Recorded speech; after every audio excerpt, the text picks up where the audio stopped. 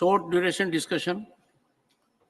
Honorable members, notices have been received from the following members to raise a discussion on the economic situation in the country. Shri Derek O'Brien, Shri Mohammad Nadimul Haq, Shrimati Mosam Noor, Dr. Sashmit Patra, Shrimati Sulata Dev, Shri Niranjan Bishi, Dr. Sudhanshu Trivedi, Shri Rakesh Sinha, Shri Brajlal, Shri V. Vijay Reddy, Shri Masthan Rao Bida, Shri Ayodhya Rami Reddy, Shri Birendra Prasad Vaishya, Shri Ghanshyam Tiwari, Dr. Lakshmikant Vajpayee, Shri Sushil Kumar Modi, Shri Aditya Prasad, Shri Shambhu Saran Patel, Shri Derek O'Brien.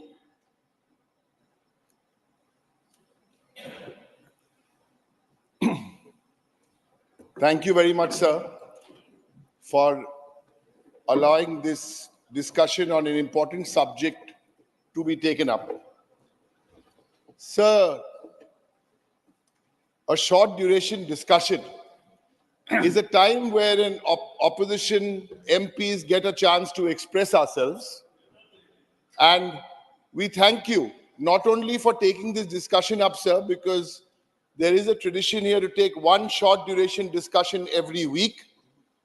Not only have you taken this discussion up, but the normal time for this discussion is 2.5 hours.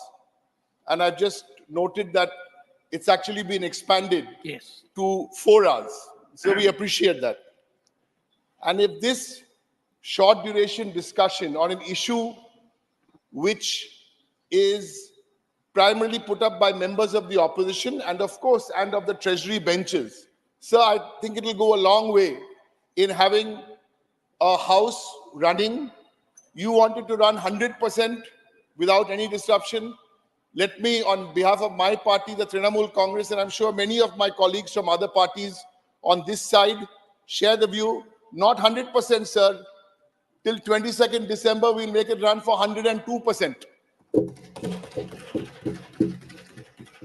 And give us one short duration discussion next week, where I'm told that over 100 MPs from 12, 13 different political parties want to have a discussion on the steps to be taken to strengthen cooperative federalism. We want to discuss this, sir, in a meaningful way. Now, on this subject. Sir, elections come and go. Some win, some lose. Sir, but the real winner after every election, besides, of course, the parliamentary democracy, are the people. And on the subject, sir, on the economy, which is the subject of our discussion, how is the economy looking? And I think it depends on whose eyes are you looking through. If you're looking at the economy this morning when you get up, and if you're into the stock market, you should be very happy. Some 69,000 the stock market. Should be very happy. If you're looking at the economy through the eyes of the billionaires, you should also be very happy. And we have nothing against billionaires, may their tribe increase. From 142 billionaires in India 3 years ago, that number is now 169. Good. If you're looking at the economy through the eyes of the richest 1% of everyone in India, you should also be happy, because the richest 1% control some 40% of the total wealth. And since the finance minister is here, and thank you, ma'am, for being here, because whenever we try and have some meetings with ministers with our state government, the Minister of State is sent to meet us. So I really appreciate that the minister herself is here. If you're looking at it through the eyes of the finance minister, you should also have not a bad Tuesday afternoon, thinking that the GDP is growing projected to grow at, or had 7.6% in the second quarter. Sir, but if you look at the economy through the eyes of any family anywhere in the country, what will those eyes looking at the economy tell you, sir? Those eyes will tell you that from 2014 to 2023, the price of rice has gone up by 56%, the price of wheat by 59%, milk by 61%, tomatoes by 115%, or tur dal by 120%. Gas now has come down, but before the elections it came down. And there is a saying in Bangla, sir, Hajar takai ranna hocche bina poishar chal. You must have picked up some Bengali. Hajar takai ranna hocche bina poishar chal. In other words, the Prime Minister is giving you the gas, which is 1,000 rupees. The rice is free, but the gas is 1,000 rupees. Sir, if you look at this economy, and this is somebody I actually met, her name is Nupur Hati. She's from Hooghly district. Nupur Hati clutches on to her laminated job card because she hasn't received her Manrega wages. Or look at the economy to the 21 lakh workers who, like Nupur Hati, has worked, but it's been 2 years, even though she was guaranteed 15 days, she has not received these wages, adding up to some 15,000 crores. That's only one state. If you take all states, the number will be more. Or if you look at this economy through the eyes of any young man or young woman and the economy, and he or she will tell you that 25% of youth unemployment. So through you, sir, I ask this government, has this wealth which has been created, has it been passed on equitably? Has it been passed on equally? And that's the point today, sir, of what we are discussing. Yes, you have your moments, give us all the numbers, but has it gone to the bottom of the pyramid? And that's the single point today, sir, of what I am trying to say. And tell us, Madam Finance Minister, rural inflation higher than urban inflation for the first time in 6 years. And this is not election rhetoric. These are hard numbers. Household savings depleting. It is at a 50-year low in 22-23. Farmer welfare. We have to ask ourselves, why are 150 farmers committing suicide every day? Sir, yes, let the stock market go up, let the billionaires go up, sir, but spare a thought, or more than a thought, for the marginalized, for the vulnerable. India has the world's highest number of poor people at 23 crores. This is what this debate on the economy should be about. The bottom 50% of our population possess only 3% of the wealth. Sir, and on a Tuesday afternoon in this plush-looking glitzy building, we must remind ourselves why 3 out of 4 Indians cannot afford a healthy, balanced diet. Or, worse still, why 2 out of 3 children in India under the age of 5 die of hunger. Sir, this is not the time to talk about what happened 70 years ago and what happened 60 years ago. That's why, without doing any politics, we are presenting some numbers, and we want the government to address these issues and find solutions to these issues. Many promises have been made. I'm not going there today because on the promises and the delivery, I want to stick very, very clearly with the economy. Sir, the point which I make on this last... But I'll give you more time. Thank you. Continue. Time allotted was I've got 12 3 minutes. minutes. They told me 12, so I don't know. No, 12 is there. 12. 12 is over. But continue. So while on the subject, nothing to do with this, you know, it's difficult for us to see the time because the timers are behind us. I'd request you to You had give made a us... suggestion. We are doing something about it. Thank you, sir. Sir, then let me conclude. Because we have to look at the priorities of this government. I started off my story with elections. Who wins? You win. Yes, BJP, you win elections. It's another matter when you fight us, you don't win elections, we win elections. So let's compare equals. You win, we win. You have an outlook on the economy. Mamata Banerjee's Trinamool Congress has an outlook on the economy. What's the difference in the outlook? So 1, 2, and 3 points. Indian economy is expected to grow at 7% in the current financial year. Bengal growing at 8.4% in the current financial year. I want to leave these numbers here because when we are doing this growth in Bengal, it is not a divisive growth. It is an inclusive growth. Everybody has taken along. And so let me just finish, then you can share. I'm just in the middle of a thought. It is because you had a good governor for 3 years. Go ahead. Yes, sir. Let me confirm, sir. That's the only reason all this happened.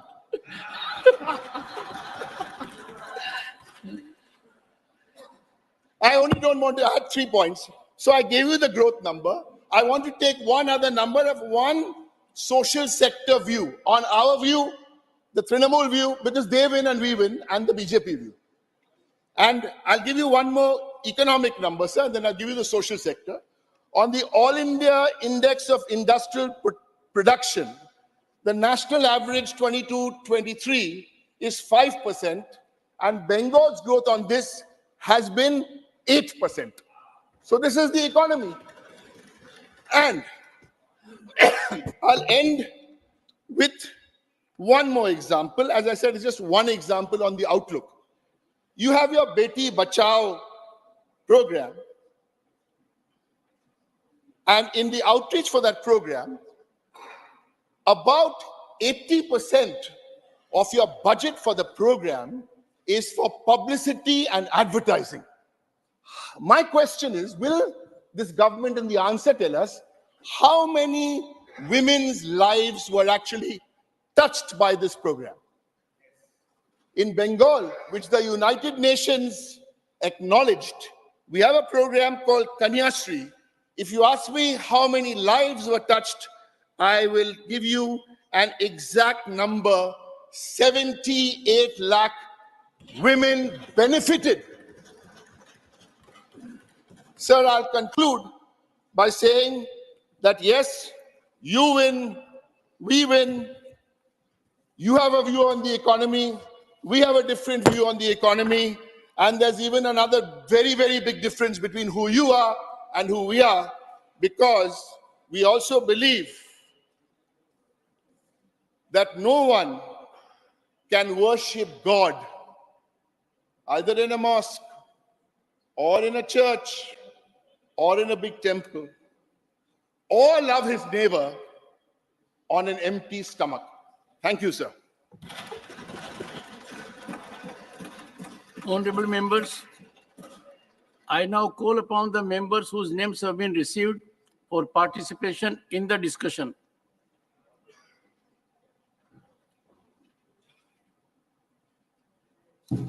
Dr. Sudhanshu Trivedi.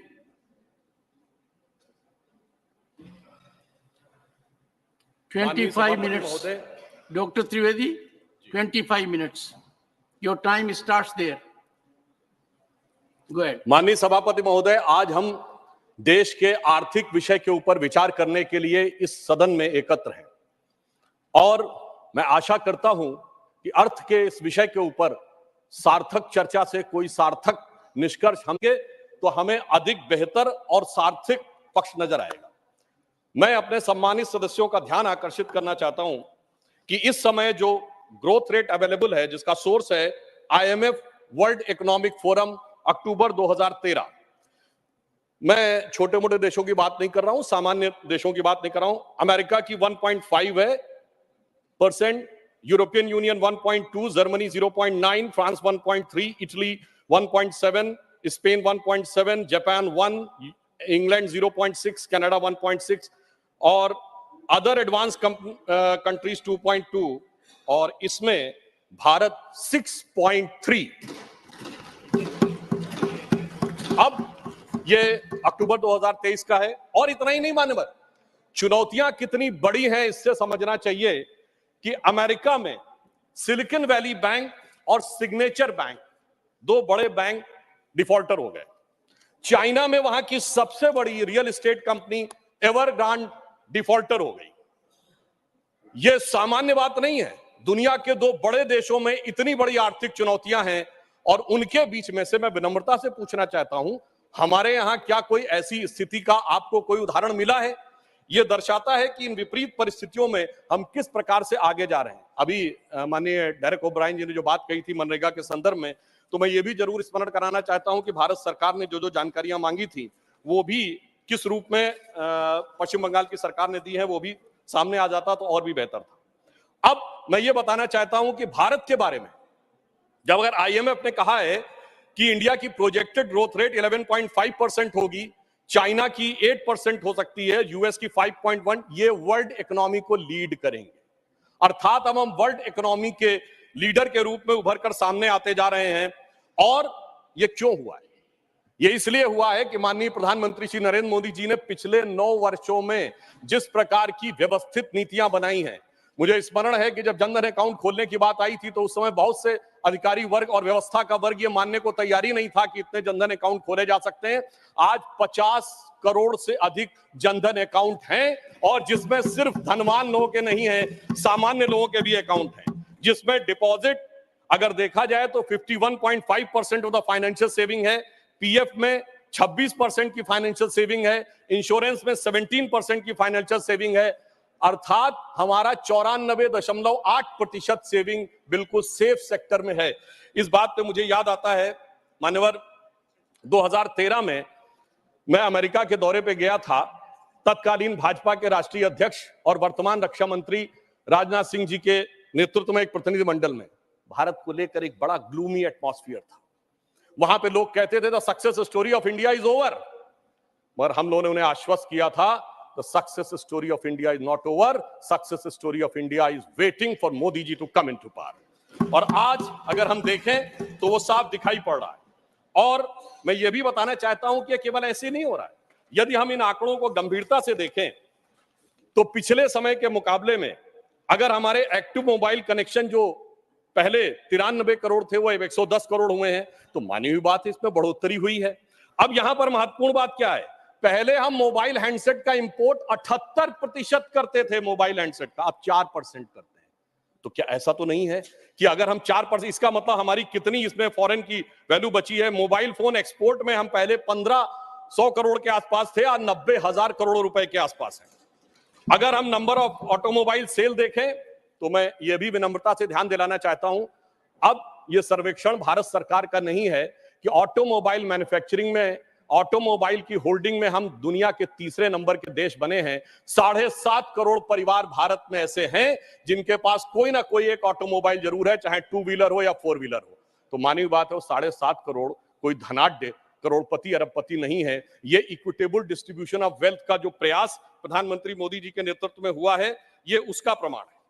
अब मैं ये भी बता देना चाहता हूं कि पहली बार ऐसा हुआ है कि एशिया की इकोनॉमी कौन राइज करेगा, इसके बारे में यह कहा जा रहा है कि अब वो चाइना से शिफ्ट होकर भारत एशिया की इकोनॉमी का इंजन बन के उभरेगा।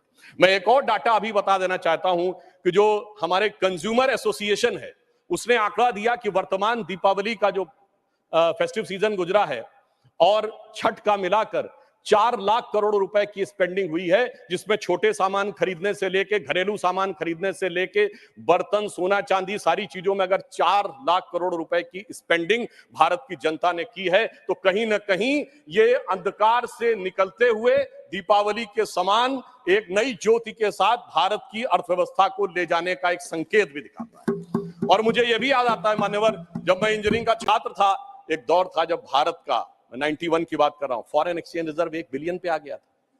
2 बार रुपये का डिवैल्यूएशन हुआ था, सोना गिरवी रखा गया था।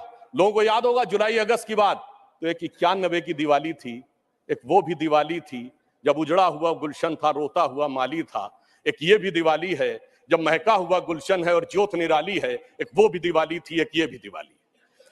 अब मैं यह भी कहना चाहता हूं कि अगर हम केवल कुछ आंकड़ों को देख लें कि हमारे बारे में दुनिया के जो बड़े बड़े आर्थिक विशेषज्ञ हैं वो क्या कह रहे हैं। स्टैंडर्ड्स एंड पुअर कहता है, as China's economy slowing the main engine of growth in Asia Pacific move away from the world second largest economy to South Asia and South East Asia and Indian economy is expected to power ahead the next years of leading growth in the reason.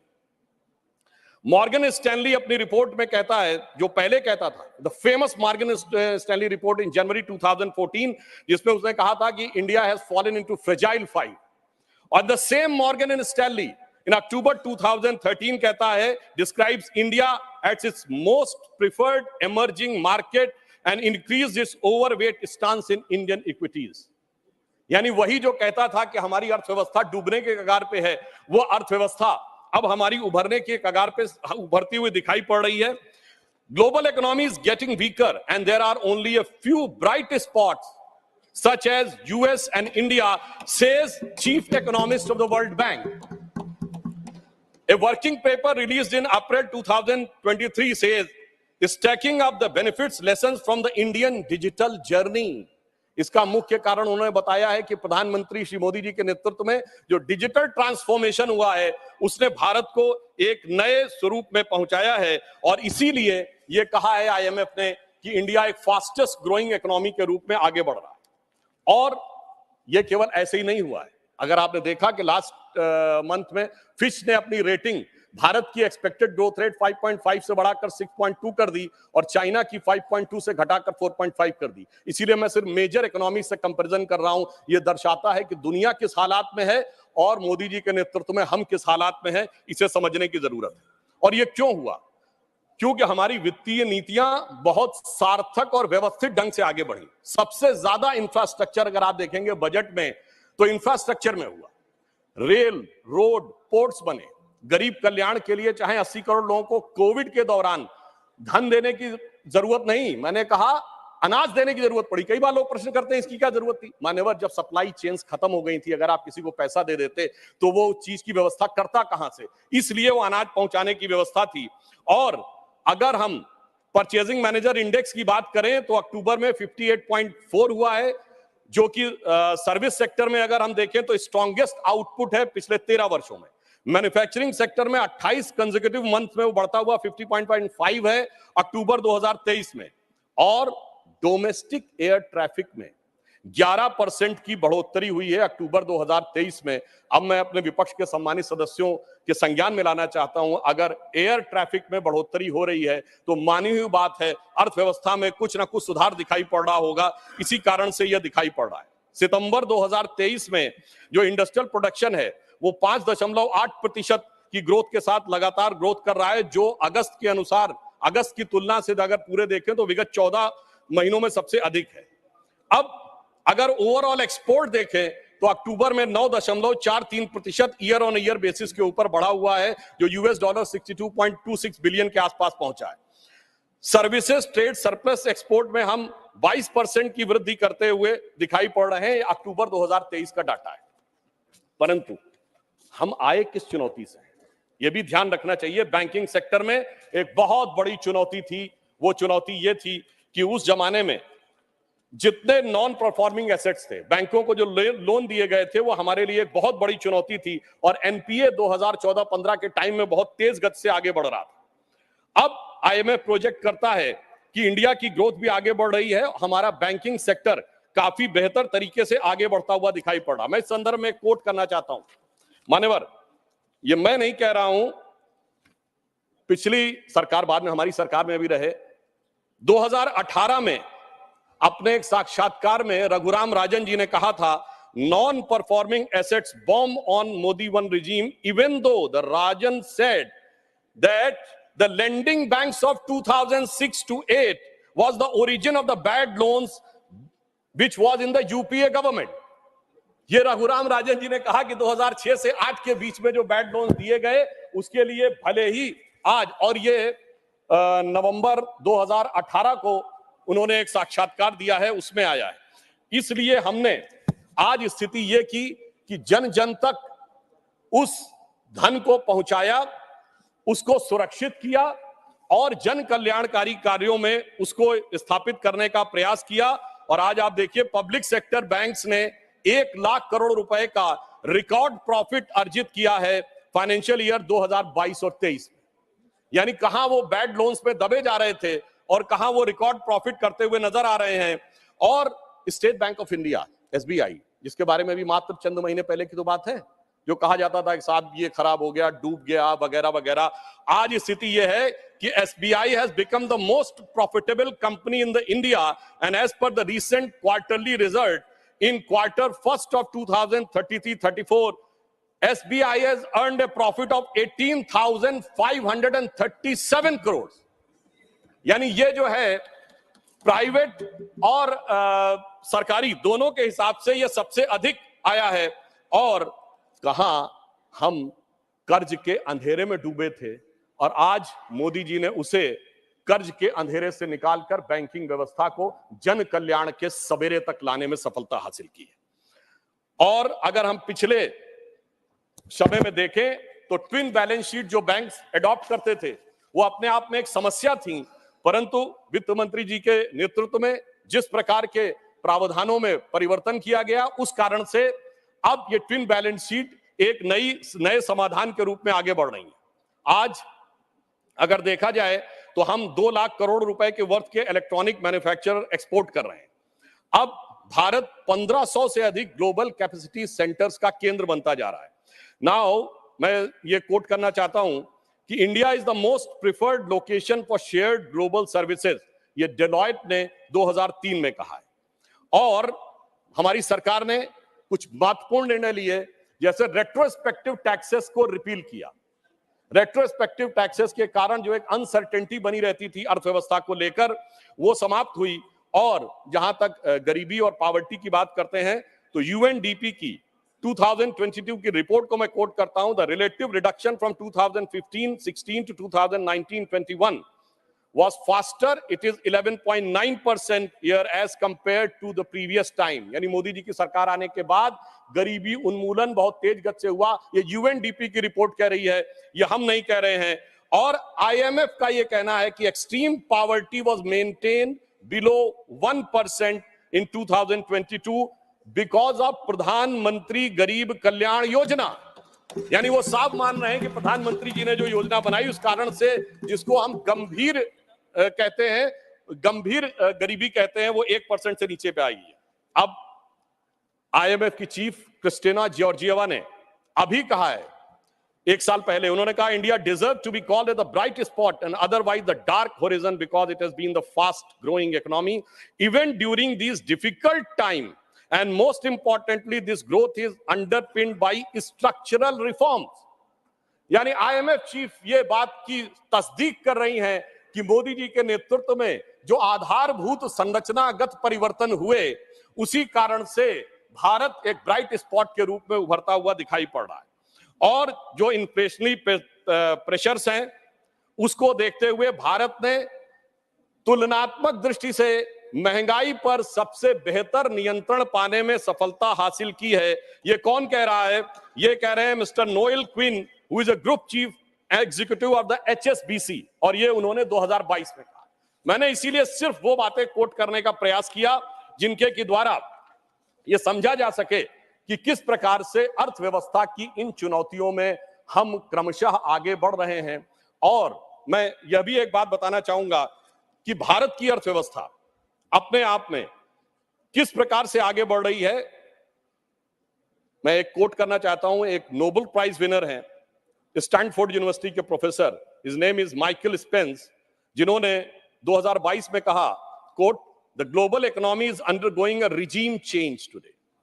India is outstanding performer now. It's a powerhouse of digital and life science realms. It is thriving digital ecosystem, and India is instead a digital system replacing existing retail systems. Entrepreneurs, companies, and are building solution to integrate existing and sometimes very small retail business into a digitally enabled supply chains, making them more effective. अर्थात विश्व का जो आधुनिक supply chain व्यवस्था है, जो आधुनिक infrastructure है, उसको मोदी जी के नेतृत्व में जो डिजिटल ट्रांसफॉर्मेशन हुआ है, उसने एक बड़ा परिवर्तन लाने की स्थिति बनाई है। अब मैं यहां पर यह कहना चाहता हूं कि वर्तमान समय में यदि हम देखें तो हमने उस जिम्मेदारी का निर्वाह किया है कि गरीब के पास जरूरत पड़ने पे जीवन की आवश्यकताएं भी रहीं, विकास के नए सोपान भी बनते रहे, रेलवेज का मॉडर्नाइजेशन हो, 90% से अधिक इलेक्ट्रिफिकेशन हो गया हो, 70 से अधिक एयरपोर्ट बन गए हो, भारत चीन सीमा के ऊपर हैवी इंफ्रास्ट्रक्चर का निर्माण हो, वो भी किया है, कोविड वैक्सीन भी सबके लिए उपलब्ध कराया है। और इसके बावजूद आज पहली बार ऐसा मौका है जब G20 और G7 कंट्रीज में हम दुनिया में सबसे बेहतर स्थिति में नजर आ रहे हैं। मुझे लगता है कम से कम ईमानदारी से इस बात को समझने का प्रयास करना चाहिए। परंतु ये जानते हैं क्यों हुआ है? कारण यह है कि प्रधानमंत्री श्री नरेंद्र मोदी जी इस बात को भली भांति उन्होंने समझा कि उनका धन को किस मार्ग से व्यय करना चाहिए। मैं कोट करता हूं, हमारे धर्मशास्त्रों में कहा गया है, धनात् धर्मः तथा सुखम। धन वही सुख का कारक होता है जो धर्म के मार्ग से व्यय होता है। यानी जो जिसका धर्म है उसको सही दिशा में, गरीब के लिए, विकास के लिए। मगर क्या बताएं मान्यवर, जो लोग धर्म के समूल नाश का संकल्प लेते हो, उनके लिए जो संपत्ति है वो भी विपत्ति बन जाती है और वो सुख कारक बनने के रास्ते पर नहीं चल पाती। परंतु मैं कहना चाहूंगा कि मोदी जी के नेतृत्व में उन्होंने जैसी युक्ति बनाई है, उस कारण से जो आर्थिक विपत्ति थी वो अब संपत्ति की तरफ बढ़ती हुई नजर आ रही है। अब यहां पर मैं एक और बात भी कहना चाहूंगा मान्यवर, कई बार लोग ये कहते हैं कि साहब आप लोग आर्थिक विषय की बात करते हैं, मगर मैं ध्यान दिलाना चाहूंगा कई बार आर्थिक विषयों की बात करते करते लोग किसी दूसरे विषय पे चले जाते थे। मैं ये याद दिलाना चाहता हूं, एक दौर था मान्यवर जब भारत की अर्थव्यवस्था का मजाक उड़ाया जाता था। क्या कहा जाता था? ये 2% से ऊपर कभी ग्रो ही नहीं कर सकते। इसको कहा जाता, this is the Hindu growth rate. ये कह के हमारा मजाक उड़ाया जाता था कि ये कभी 2% से ऊपर ग्रो नहीं कर सकते मान्यवर। मगर जब से हम लोग आए हैं, यानी जो लोग कहते हैं कि उन्हें हिंदू ग्रोथ रेट ज्यादा अच्छी लगती थी, अब ये 7.8% की हिंदुत्व की ग्रोथ रेट है, क्योंकि अब वो लोग आए हैं जो हिंदुत्व में विश्वास करते हैं। और मैं ये भी एक याद दिलाना चाहता हूं, इसे कोई संयोग माने या दैवयोग माने, मान्यवर जब भारत स्वतंत्र हुआ, इस बार की दीपावली के लिए मैं एक और बात भी कहना चाहूंगा, एक नया परिवर्तन भारत का जानते कैसे आया? ये सब कुछ जनता के सहयोग, समर्थन और मोदी जी की युक्ति के साथ तो हो ही रहा है, एक नया स्वरूप भी भारत का उभर रहा है। वो क्या है? जब मान्यवर देश आजाद हुआ तो उस समय भारत की अर्थव्यवस्था पे ताला लगा हुआ है। हमारे तुरंत विपक्षी लोग कहते साहब कुछ था नहीं, बहुत कुछ हम कर नहीं सकते थे। और जब ताला खुला उस समय श्री राम लला विराजमान भी ताले में ही थे। जैसे ही राम मंदिर का आंदोलन शुरू हुआ, अर्थव्यवस्था के अंदर भी नया परिवर्तन शुरू हुआ। 90 से 92 का ही दौर है अर्थव्यवस्था में भी बदलाव का, भारत की अर्थव्यवस्था के खुलने का, भारत की राजनीति की व्यवस्था के भी बदलने का। और यही वो दौर है जिस समय विवादित ढांचा भी गिरा और नेहरूवियन मॉडल भी समाप्त हुआ। यानी अगर आप देखें तो वो दौर था जब फॉरेन एक्सचेंज रिजर्व भी 1 बिलियन पे था। परंतु मैं ये याद दिलाना चाहता हूं, कुछ लोग लगेगा ये तुलना है क्या, तो मैं ये भी याद दिलाना चाहता हूं, उसके बाद एक बड़ा दौर आया जब 2003-4 में, आप याद करिए, हम करंट अकाउंट सरप्लस कंट्री बने। 2003-4 के चौथे क्वार्टर में हम सबसे तेजी से बढ़ने वाली अर्थव्यवस्था हुई और इंडिया सक्सेस स्टोरी 2003-4 में कही जाने लगी। यही वो दौर था जब खुदाई हुई और 70 खंबे निकले थे, जहां से साबित हो गया था कि श्री राम लला विराजमान के पास ही वो मंदिर है।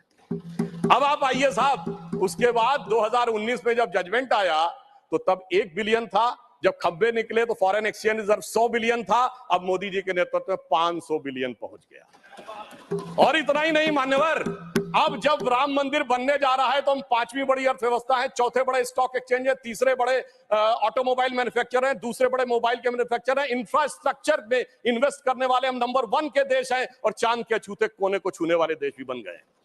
और अब अगर आप देखें तो हम G20 में सबसे ऊपर बढ़ते चले जा रहे हैं।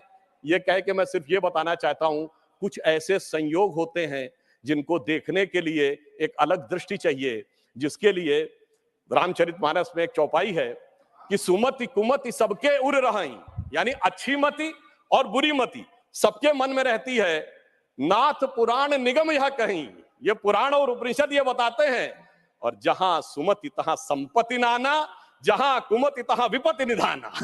तो इसलिए जो जो हम धनात धर्मात तथा सुखम की दृष्टि के साथ संपत्ति बढ़ते गए, वहां इस देश में संपत्ति आती गई। On the lighter note and on the serious note मैं ये भी कहना चाहूंगा, हम सब चाहते हैं कि भारत वर्ल्ड की नंबर 1 की इकोनॉमी बने और मां लक्ष्मी की कृपा इस देश पे बनी रहे, पर मां लक्ष्मी भी कमल पर ही विराजती है। और मैं अंत में यह कहना चाहता हूं कि इस बात को भली भांति समझ लीजिए, आप जितने आरोप प्रत्यारोप मोदी जी के ऊपर लगाते हैं, आप देखिए पूरी दुनिया में एक सुनामी आई हुई है।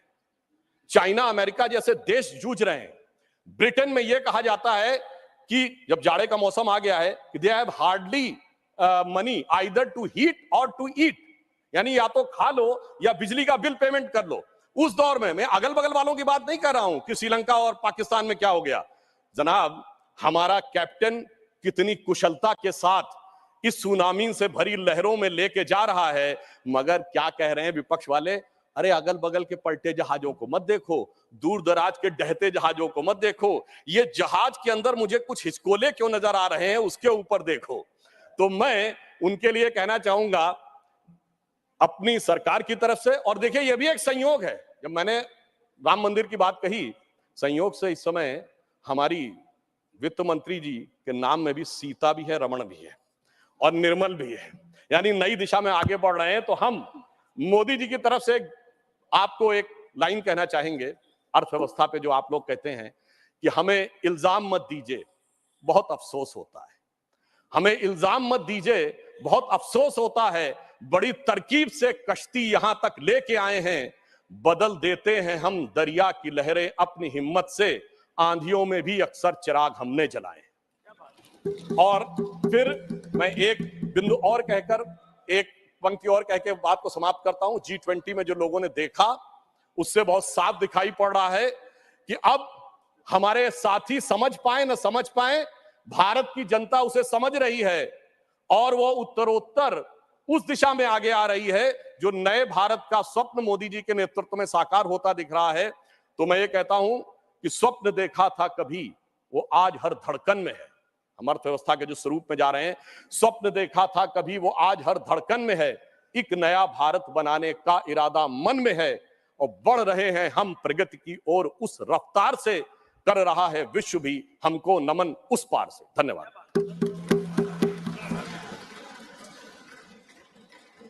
Shri P. Chidambaram.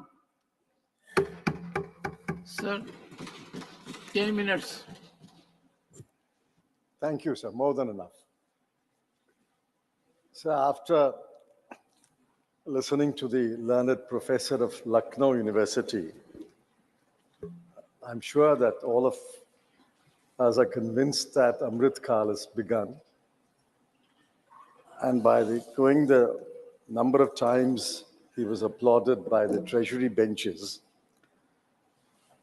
I think he should be in line for a ministership now. I wish him well. If all is well in the world and God is in his heaven and India is growing at the fastest rate in the world, Why is the impact of that growth not felt on the ground? This is the question which my friend Derek asked, and I try to supplement that in the few minutes I have. We are a large economy. We are growing at the fastest rate in the world. We are innovative. We have the largest FDI coming into the country. But why is it not seen on the ground? And I specifically want to ask, why is it not seen in the inflation numbers and the unemployment numbers? Let's take only those two.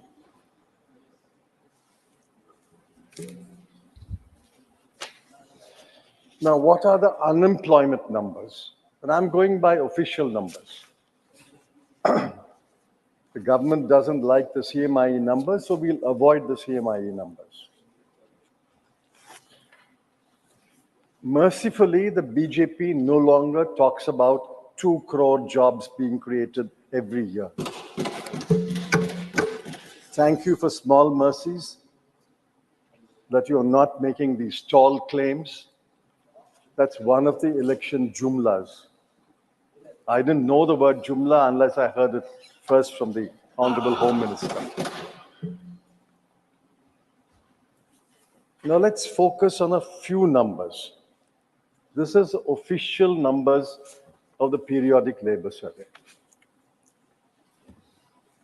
The worker population rate in this country is 46%, which means the number of workers to the population is 46. It's quite low, but let's take it as acceptable given the various circumstances of the country. Of the worker population, that is 46% of the total population, male worker population is 69%, but the female is only 22%. Of the worker population, less than 50% actually work. So if you apply 50% on 46%, effectively it means only that 23% of the people work. This has more or less been constant in the last 9.5 years of the BJP government. Now, why, I ask, if we have such scintillating growth, why is this numbers not improving?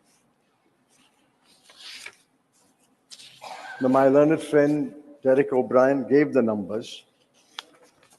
In the age group 15 to 24, the unemployment rate is 23.22. Among graduates under the age of 25, the unemployment rate is 42%. Graduates between the year 25 to 29, it is still 23%. Graduates between the years of 30 to 34, it is close to 10%. It's 9.8%. A graduate in this country, and I spoke at a college, I said, I'm not frightening you, but you will graduate here. But unfortunately, 1 out of 4 will be unemployed. And even until the age of 35, 1 out of 10 will be unemployed. Why is this spirited growth, scintillating growth, not turning into jobs? That's the first question I'm asking. And keep in mind, most employment in this country is self-employment, 57%. Regular wage employees has declined from 24% to 21%. Apart from the quantity, the quality of employment is also poor. So I want the government to answer, why is this 10-year splendid period not reflecting in employment figures? The second one is about price rise. And on price rise, yes, inflation has come down in the last couple of months. I'm not disputing that. But please remember that even today, the CPI inflation is above the tolerance limit of 4 to 6% of the RBI. Food and light inflation is 4.3. Fuel and light inflation is 4.3. Food inflation is 9.2. What does the combination of high unemployment and high prices, what does it mean?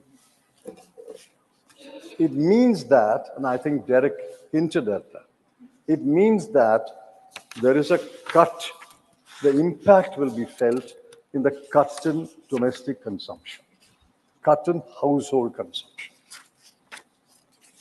The impact is you borrow more.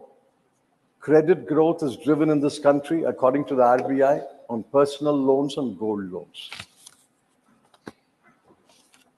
The net financial assets of households has plummeted to the lowest level, 5.1%. What does this mean?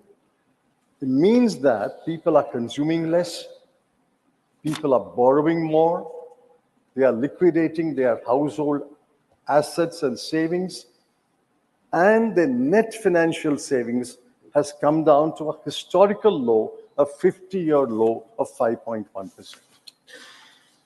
It also shows up elsewhere.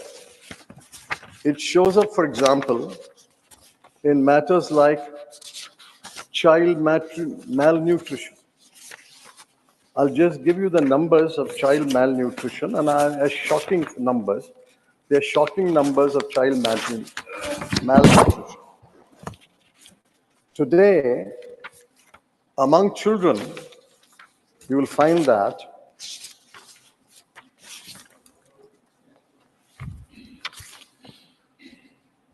16.3% of children are undernourished, 19.3% of children are wasted, 35.5% of children are stunted.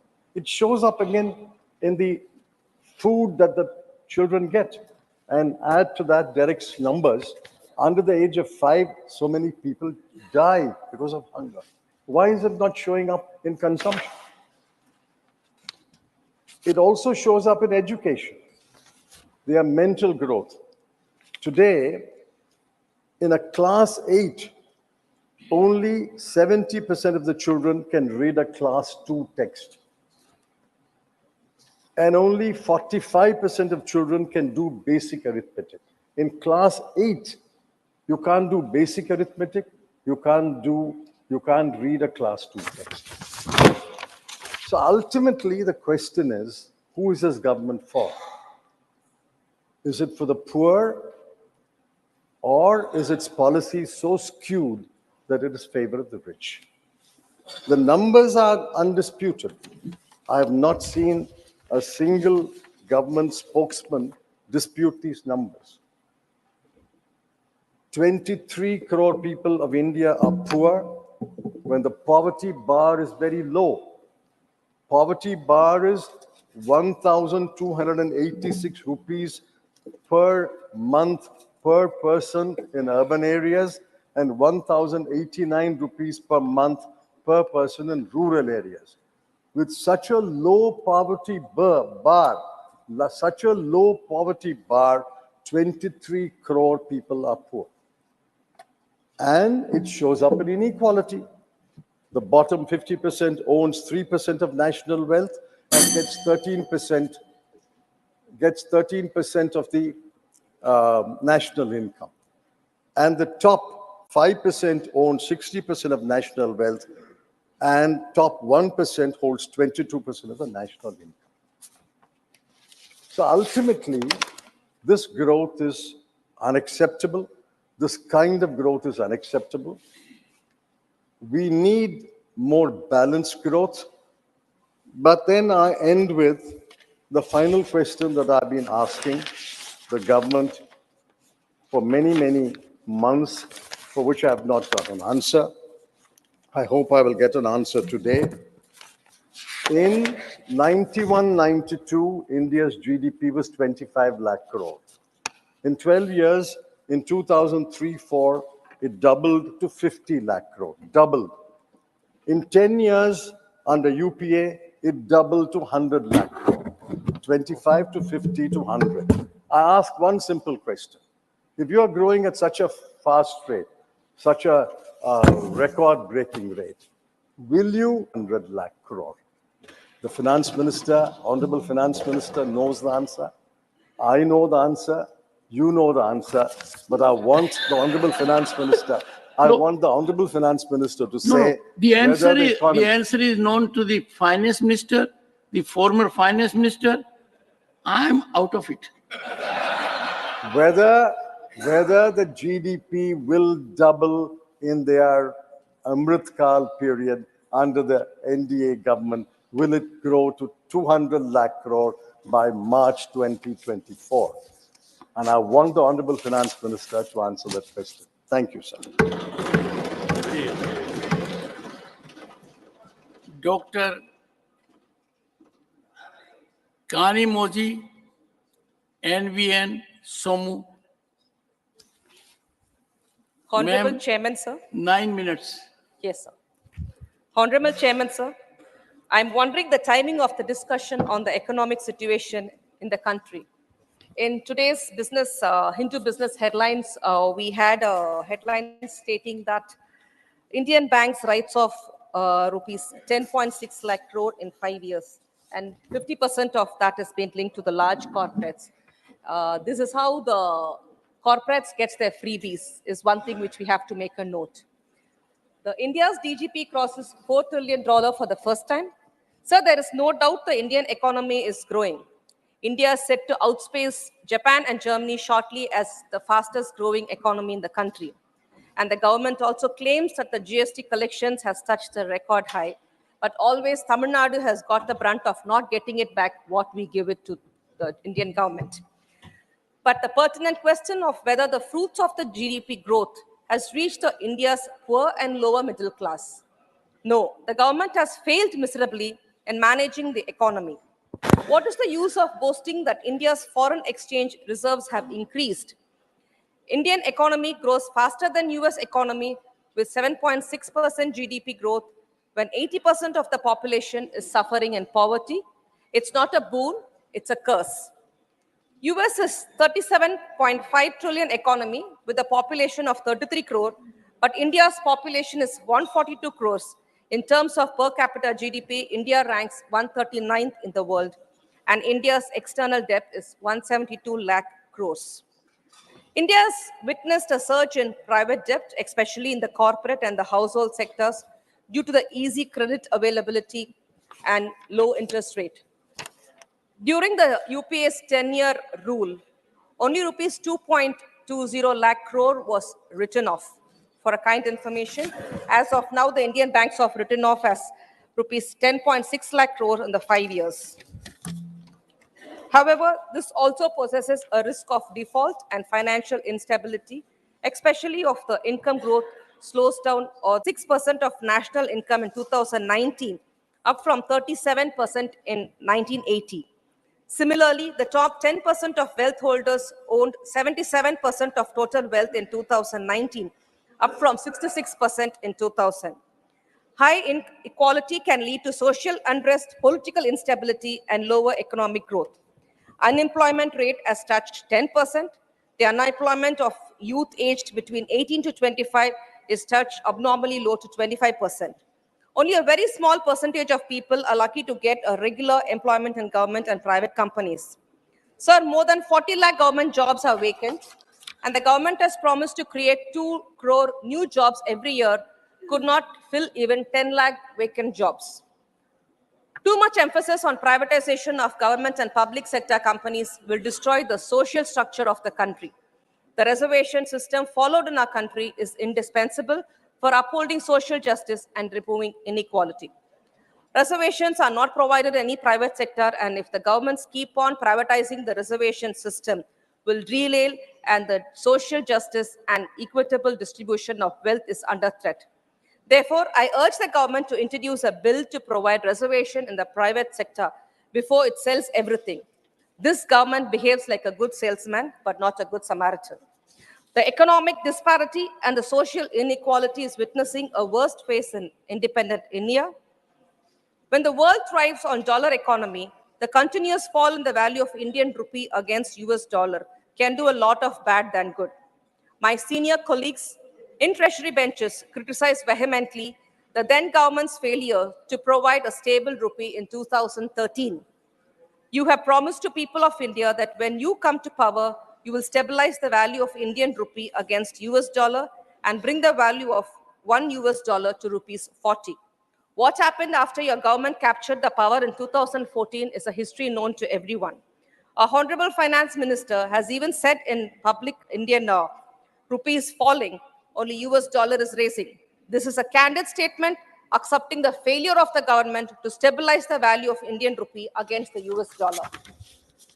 Due to the extreme rupee dollar rate fluctuations, India's nominal GDP affects badly. The export gain is lost by a mile through import loss. The value of India's import is much higher than export. The widening gap in trade deficit is not good for any country. India is no exception. Our country's trade deficit with other countries, especially China, is going to affect the Indian economy very much. Too much dependence on imports from China will destroy the prospects of indigenous manufacturing and development. I think the warning bell is ringing. It's a wake-up call for the government to reduce the country's over-dependence on China in importing. Another time bomb of our country is facing at the moment is the escalating prices of the essential commodities and food items. The World Economic Forum predicts that the cost of living crisis sparkled by fluid and food price hikes will hit women the most. The rising prices have hit almost everyone, either it be a milkman, a fish vendor, a auto or a taxi driver, or the pensioners. All are affected very badly, but the union government is still having a blind eye to the precarious situation in the country right now it is in. Transportation cost has gone up by 20 to 30% due to the steep hike in the prices of petrol, diesel, and CNG. It is causing a ripple effect on the vegetable prices. The steep hike in the CNG prices had made life miserable for the auto and cab drivers. CNG is now sold over rupees 69 per kg. We demand the government should provide rupees 35 per kg subsidy on the CNG so that they can survive. The agriculture sector is the backbone of a country. Nearly 70% of the total population thrives on agriculture and agro-based activities. The government once claimed that it will double the farmers' income has done too little to save the life of the farmers of this country. The increasing incident of farmers committing suicide is a national shame. The government should address the needs of the farmers as a top priority because the whole country depends on them. If the government can't stop its farmers committing suicide, if the government can't uphold social justice and socio-economic equality, if the government cannot control the escalating prices of essential commodities, if the government can't provide employment opportunities for 1/3 of its youth population, if the government can't provide affordable health care to its poor citizens, there is no point in boasting that our country is fastest growing economy in the world. Sir, among the Indian states, Tamil Nadu is the second largest economy and third largest exporting state, contributing 9% to the India's net exports. Under the dynamic leadership of our Honorable Chief Minister, through M.K. Stalin, the Industries Department of Government of Tamil Nadu is taking several proactive measures as several foreign companies interested in signing agreement with TIDCO, an industrial arm of the government of Tamil Nadu. In Tamil Nadu, 179 projects at a cost of rupees 8.6 lakh crore relating to Tamil Nadu has been included in the National Infrastructure Pipeline. These projects will be implemented in the next 5 years. Thus, Tamil Nadu is emerging fast as a champion economy and advanced industrial state in the country. I urge the government to allocate adequate funds and to provide all necessary support to Tamil Nadu to release an unprecedented growth and pinnacle of success in economic growth, industrial development, and employment generation. Thank you, sir. Thank you, Dr. Kanimoji ji. Dr. Ashok Kumar Mittal ji, 9 minutes, 9 minutes. सभापति महोदय, आज मैं short duration discussion के माध्यम से अपने देश की अर्थव्यवस्था पर चर्चा करने जा रहा हूं। सबसे पहले मैं बताना चाहूंगा कि मैं एक हलवाई का बेटा हूं, एक दुकानदार का बेटा हूं। तो मैं आज जो इस पर चर्चा करूंगा, एक अर्थशास्त्री होने के नाते नहीं, एक आम आदमी पॉइंट के हिसाब से मैं इस पर चर्चा करना चाहूंगा। मुझसे पूर्व मेरे वरिष्ठ साथी बोल रहे थे, बता रहे थे कि हमारा देश फास्टेस्ट ग्रोइंग इकोनॉमी है, हमारा जीडीपी की ग्रोथ दुनिया में सबसे ऊपर है, हमारा किसान खुशहाल है, युवा को रोजगार मिल रहा है और देश का विकास हो रहा है। लेकिन मैं वर्तमान में हमारी अर्थव्यवस्था को एक आम आदमी के माध्यम से एक्सप्लेन करना चाहूंगा 4 पंक्तियों में। तनख्वाह का कुछ रुपया राशन में गया, कुछ खर्च हुआ दवाई पर, थोड़ा बहुत लेन देन हुआ, बाकी खर्च हो गया बच्चों की पढ़ाई पर, मोहताज हो गया आम आदमी फिर से पाई पाई पर, मोहताज हो गया आम आदमी फिर से पाई पाई पर। समझ में नहीं आता कि क्या बोलूं देश की अर्थव्यवस्था पर। हमें सिर्फ फिगर्स नहीं देखने, हमें फैक्ट्स भी देखने होंगे। हम फास्टेस्ट ग्रोइंग इकोनॉमी है, लेकिन हमारे यहाँ 80 करोड़ से अधिक लोग अभी भी गरीबी की रेखा से नीचे हैं। पिछले सप्ताह भारत सरकार ने इनिशिएटिव लेते हुए 80 करोड़ लोगों को मुफ्त राशन देने की सुविधा अगले 5 वर्ष के लिए बढ़ाई। बहुत बढ़िया किया, लेकिन इसका दूसरा पहलू देखें कि ये जाहिर करता है कि अभी तक 80 करोड़ लोग गरीबी से ऊपर नहीं आ पाए कि उनको मुफ्त राशन देना पड़ रहा है। हम ग्रोथ को जीडीपी से एक्सप्लेन करते हैं, जीडीपी का, लेकिन एक आम आदमी का क्या मतलब जाता है? गैस, डीजल, पेट्रोल, क्योंकि इसी से उसका घर चलता है और इन सब की कीमतें लगातार बढ़ती जा रही हैं। हमने G20 का बहुत सफल आयोजन किया, ये गर्व की बात है। लेकिन जब हम दूसरी तरफ देखें, ग्लोबल हंगर इंडेक्स में हम 121 देशों में से 111वें नंबर पर आते हैं। भारत सरकार का मिशन है कि आखिरी व्यक्ति तक विकास पहुंचना चाहिए, पर मुझे समझ नहीं आ रहा कि ऐसा क्यों नहीं हो पा रहा। कहा जाता है कि मानव शरीर 5 तत्वों से बना है, उसमें एक तत्व भी कम हो तो हम रोगी हो जाते हैं। ऐसे ही अर्थव्यवस्था जो भी मेरे हिसाब से 5 बुनियादी तत्वों से बनी है। सबसे पहले मैं दुकानदार भाई की बात करूंगा। हमारे देश में 10 करोड़ से ऊपर दुकानदार परिवार है, 10 करोड़ से ऊपर।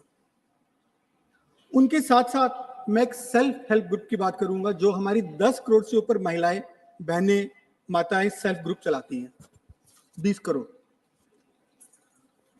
दूसरी तरफ यहां हम जाएं, चांदनी चौक एशिया की सबसे बड़ी इलेक्ट्रॉनिक मार्केट है और वहां पर 90% वस्तुएं चाइना की बनी हुई बिकी।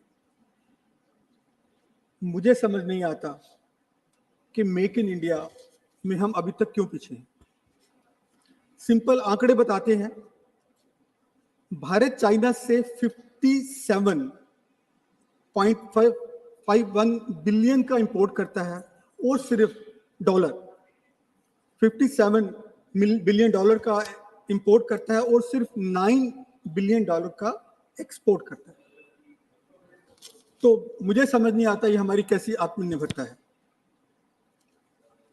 मल्टीनेशनल अमेज़न और दूसरी कंपनियों ने भारत में आके हमारे दुकानदार भाई, हमारे सेल्फ ग्रुप वालों का बुरी तरह से प्रॉब्लम में ला दिया है, क्योंकि यदि वो कोई भी सामान इनके थ्रू बेचते हैं तो 30% कमीशन हमें अमेज़न को देना जाता है, जो कि विदेशी कंपनियों के विदेशों में जाता है।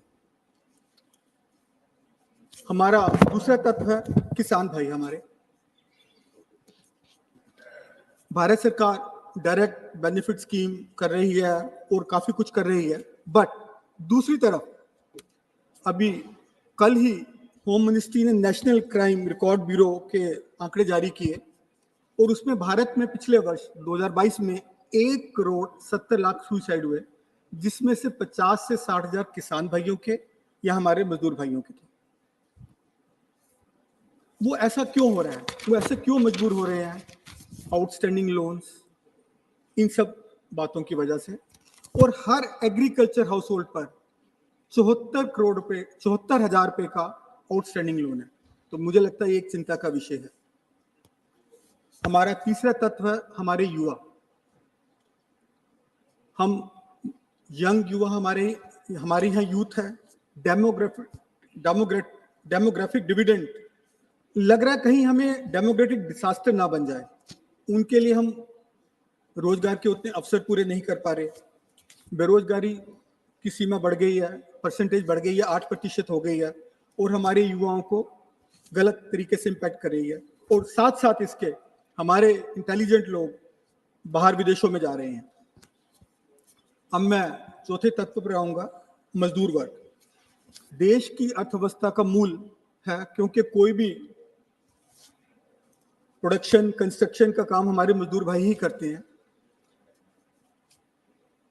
2019 में मनरेगा के लिए एक रिपोर्ट प्रस्तुत हुई जिसमें बताया गया कि 71% मजदूरों को कोई रिटर्न जॉब कॉन्ट्रैक्ट नहीं दिया गया। 54% मजदूर भाइयों को पेड लीव नहीं मिलती, और ग्रामीण क्षेत्रों में 77% और शहरों में 80% मजदूर प्रतिदिन 8 घंटे से ज्यादा काम करते हैं। और हमारा पांचवा तत्व आएगा एमएसएमई या हमारे छोटे उद्योग, कॉटेज इंडस्ट्री। भारत सरकार जॉब क्रिएशन की बात करती है, लेकिन हमारे कितने उद्योग बंद हुए? 19,000 से ऊपर एमएसएमई 2021 और से मार्च 2023 के बीच में बंद हुए हैं, जिससे तकरीबन 1.5 लाख लोग बेरोजगार हुए हैं। इन सब चीजों को मैं चाहूंगा मंत्री महोदय ध्यान दें, और कुछ मैं सजेशन देना चाहूंगा कि हमारा देश एक महान देश है, हम में क्षमता है, पोटेंशियल है कि हम सुपर पावर बन सकें। तो इसके लिए मैं उम्मीद करूंगा कि सबसे पहले हमारे किसान भाइयों के लिए हम थोड़ा सा ध्यान दें। कृषि को सोशल सर्विस ना बनाएं, उसको एक एंटरप्रेन्योरशिप के तौर पे उसको हम आत्मनिर्भरता भी किसानों में पैदा करें। और सबसे महत्वपूर्ण मुद्दा इसमें आएगा किसान भाइयों को के लिए एमएसपी गारंटी के लिए सरकार कानून बनाए और उनको प्रॉफिटेबल बनाए और उनको सस्टेनेबल बनाए। दूसरी हमारी शिक्षा व्यवस्था की हम बात कर रहे हैं। एक जमाने में हम सुपर पावर कहते थे, हमने तक्षशिला, नालंदा विश्वविद्यालय पूरी दुनिया को दिए, जबकि दुनिया में विश्वविद्यालय हुआ ही नहीं करते थे। लेकिन अब हमारा सिर्फ एजुकेशन पर खर्चा 2.8% है।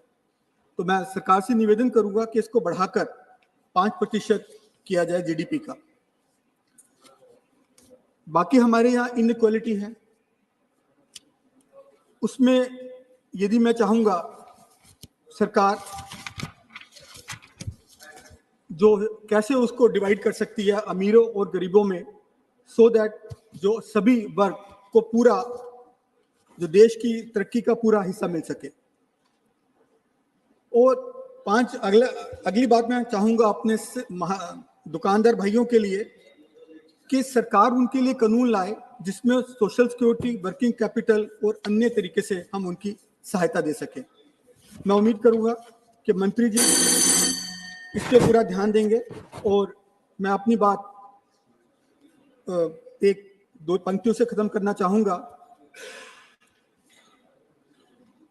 कि सरकारी फाइलों में तो गांव का मौसम गुलाबी है, ये आंकड़े भ्रमित हैं, ये दावे किताबी हैं, बड़ी है दूरियां अब तक अमीर और गरीब में, किसी के कुत्ते पर रेशमी चादर, कोई बिन कपड़े बेहाल है। धन्यवाद। धन्यवाद doctor Ashok Kumar Mittal ji.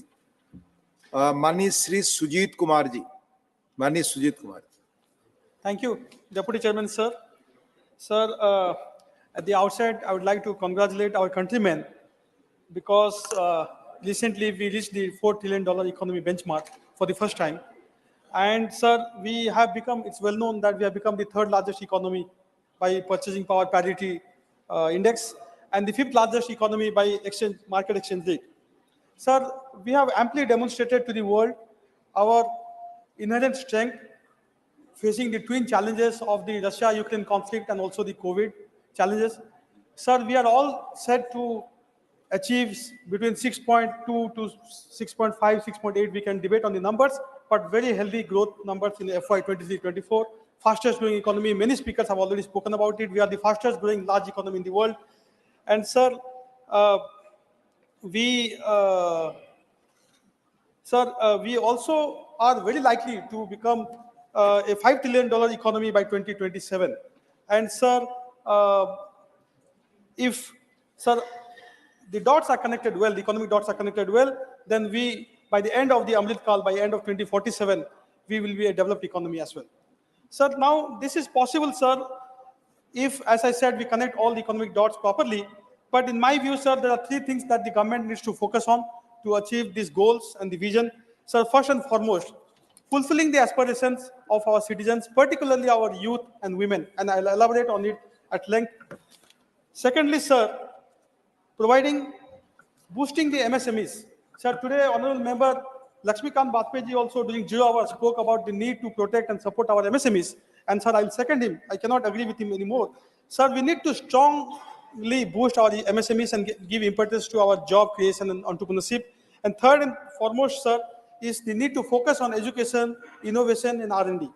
Sir, in her budget speech, Honorable Finance Minister also gave priorities to these three areas that I have just referred to. But, sir, I do find some lacuna, and I'll talk about it, sir. So let me go to the economic empowerment of our youth and our women. Sir, the Honorable Prime Minister spoke of 4 castes recently during one of the election speeches. He spoke of youth, women, farmers, and the youth, and the poor, sorry. Sir, let's come to the youth. We are the most youthful nation in the world. 2/3 of our population is under 35. Half of our population is under 25. When Honorable Member Ashok Mittal was speaking about the demographic dividend turning into demographic disaster, so that's a reality. That's a genuine concern that we have today. We need to take care of our youth, job creation, unless we want to see a demographic disaster. So talking of empowerment of women, sir, female worker population ratio is only 22%, which Honorable Member Chidambaram was talking about. Sir, I would like to refer to a model of women empowerment from my state of Odisha, sir, where 70 lakh women have been economically empowered over the years, and the self-help groups that they were part of are now becoming SMEs, small and medium enterprises. So this is a verifiable model of economic empowerment for women, which I think can really help us to achieve our economic goals. Thirdly, sir, doubling farmers' income. Sir, the government had spoken about doubling farmers' income by 2022. It has not happened. Sir, in Odisha, we have already doubled farmers' income a couple of years ago. In fact, we have received the Krishi Karman Award many times by Government of India, which showcases the importance and impetus that we have given to farmers. And sir, talking of inclusive growth, sir, there was a wide gap between the per capita income, national per capita income, and the state's per capita income in the year 2020-21. Today, sir, that has been drastically gapped. The gap has been drastically bridged. And today, sir, we are almost at par with the national per capita income. And sir, I'll give you statistics. Sir, the development expenditure of Odisha has increased more than 20 times over the last 20 years. Sir, more than 20 times over 2 decades. This is a huge humongous spend on development expenditure, which is shown in all our indicators and parameters. Sir, I'll come to the focus on education, innovation, R&D. Sir, way back in the 60s, Kothari Commission had recommended that we spend 6% of our GDP on education. We are nowhere close, sir, today. Sir, I will compliment the government of the day, and particularly Honorable Education Minister, that in this year's budget, the budget estimate of education is 1,13,000 crore roughly, which is 13% increase over the revised estimate of 22-23. Definitely, sir, this is the highest increase in outlay in expenditure over the RE of the previous year. But, sir, it's still not enough. It's only 2.8% of the budget, of our union budget. In contrast, sir, in Odisha, 30,000 crore has been earmarked for education in this year's budget, which is 12.3% of the total budget outlay of the state. 12.3% of the total budget outlay of the state is for education, sir. Sir, I think inspiration can be drawn by union government from Odisha on this. Sir, I'm extremely passionate about education, but I was I was sorry and sad to note that in her budget speech, the Honorable Finance Minister spoke about 7 priorities, what she called Saptarisis. But education was not one of the priorities or Saptarisis. And we all know, sir, the foundation of any nation is education. No nation can progress economically, socially, or otherwise without focusing on education. So this is why I urge again the government to focus on education. Sir, I'll come to PM Poshan. Sir, Honorable Member Chidambaram ji spoke about, sir, child malnutrition. He gave some numbers: 16% undernourished, 35% stunted. These are numbers. Sir, again, I'm sad to note that the budget estimate for 23-24 for PM Poshan is 9% less than the RE, the revised estimate of 22-23. Sir, this will definitely reflect in poor learning outcomes and educational outcomes. Sir, I'll come to, sir, R&D. Sir, Honorable PM has often spoken about India becoming a $1 trillion digital economy, which will be roughly 20% of our economy when we become a $5 trillion economy. But, sir, tell me, sir, which nation can become a digital economy without focusing on R&D? And today we spend only 0.7% of our GDP on R&D. Comparable numbers, sir: Israel 4.9, US 4.5, sorry, US 3, South Korea 4.5, China roughly 2. We are only at 0.7. Sir, I compliment the government. I laud them because they brought in the Anusandhan National Research Foundation bill. And Prime Minister has often spoken about Jai Jawan, Jai Kisan, Jai Vigyan, Jai Anusandhan. But, sir, we need to really focus on Anusandhan or research if we want to become a developed economy in the next couple of decades, at least. And, sir, finally, sir, I'll come to the focus on MSMEs.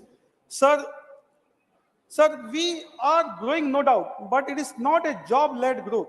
Sir, I'm afraid that is becoming a job-less growth. Sir, that is because, sir, our focus on MSMEs is not to the extent what it should be. Sir, today MSMEs are crying for capital. They do not have access to capital. Sir, there are statistics, sir, that if the loan amount is less than 1 crore, then the default is roughly 1%.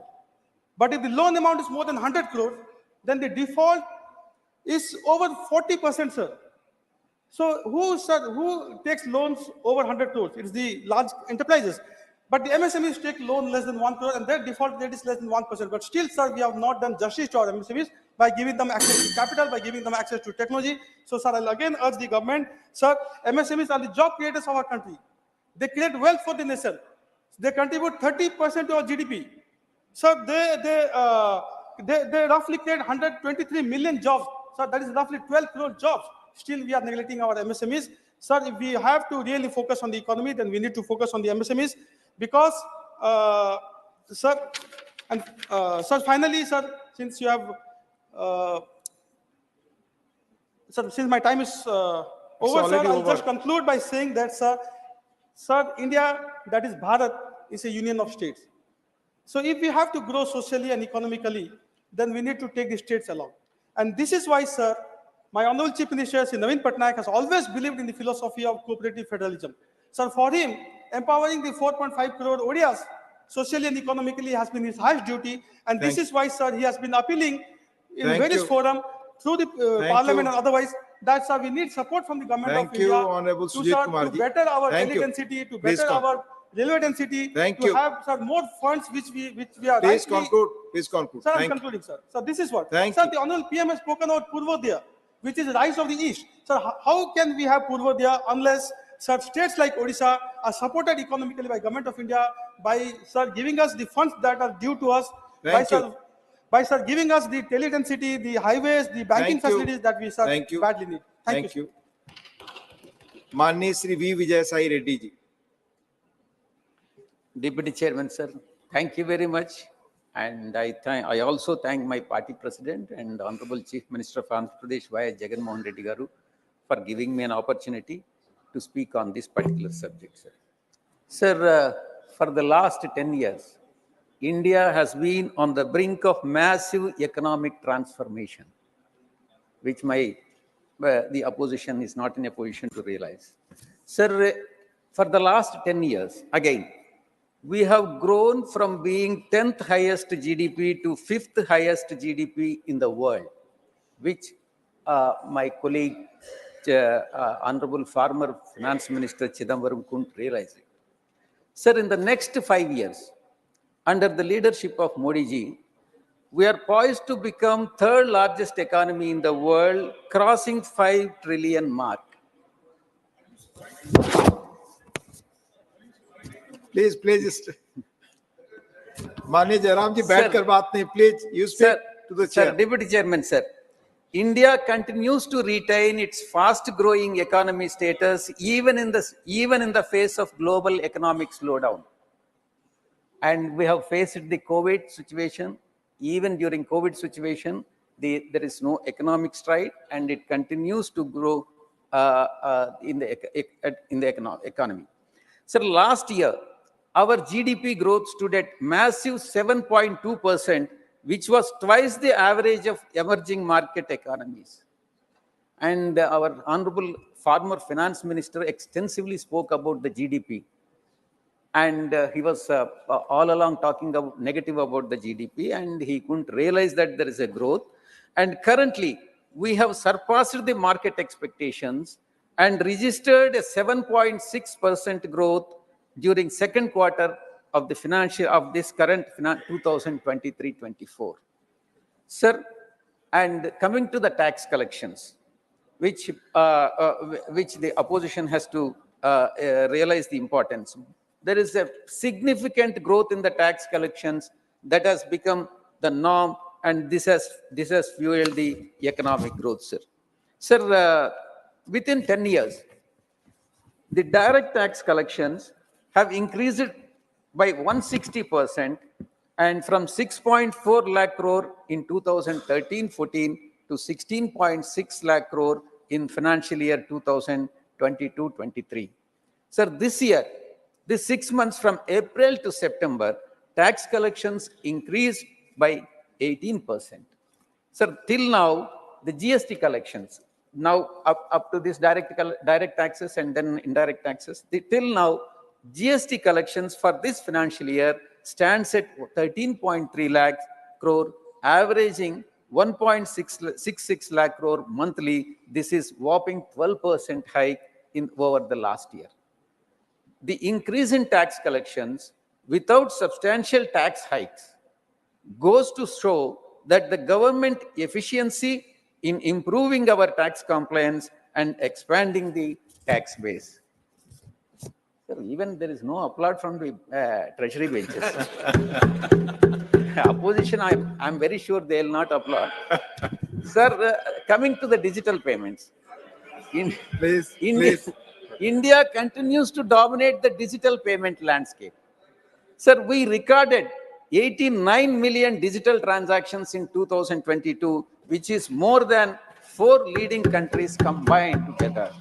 Sir, this accounted almost half of the global real-time payments. And sir, and I also should, up to this, it's all positive points, sir. From now, I have to tell the negative points also, and at least to satisfy my friend Jairam Ramesh. Sir, we must not be complacent with our achievements. And sir, many issues continue to hinder the India's economic growth, sir. Sir, the first I would like to point out among the negatives is depreciating rupee, which is very, very alarming. Sir, rupee was worst performing Asian currency in 2022. Sir, for the first time ever, the value of rupee crossed 80 against the dollar. Currently, it stands at 83.4, which is very, very alarming. Sir, it is successively, the rupee is depreciating year after year from minus 8.5% in 2018 and minus 10% in 2022. Sir, depreciation of rupee has got a significant impact on the overall development of the country, sir. Sir, depreciation of rupee has a direct impact on the manufacturing sector, since India is a net importer of raw materials and fuel. These two are very important import, because we completely depend on the fuel import, sir. Manufacturing growth has already started showing the signs of stress and has slowed significantly this fiscal year. Sir, as per RBI, every 5% fall in the value of a rupee, inflation increases by 15%, 15 basis points, that is 0.15%.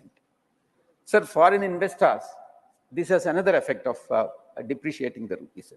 Foreign investors have pulled out 18 billion from Indian markets, more than 12 billion sell-off during 2008 global recessions. Sir, the next issue which I would like to bring to your kind notice is the reality remains that top 10% of the Indian population holds more than 60% of the country's wealth, while the bottom 15% of the population has only 6% of the wealth, sir. Even though the per capita income has more than doubled, that is 1.97 lakh since 2014, India ranks 142nd among 197 countries in terms of per capita income. The last point, sir, which I would like to bring to your notice is widening widening trade deficit, which is again alarming. Sir, India's overall trade deficit reached 122 billion in financial year 2022-23 compared to $82 billion in the previous year. So the government data indicates that India's trade deficit hit a record high in the month of October, and more alarming is, all the more concerning is India's widening trade deficit with China, and historical high of 83 billion in 2022, and is expected to cross 100 billion mark in 2023 only towards China, sir, from China. Sir, in conclusion, we cannot afford to be complacent, and we should take the necessary steps. I request the Honorable Finance Minister, though there are positive aspects, there are also negative aspects in this economic growth.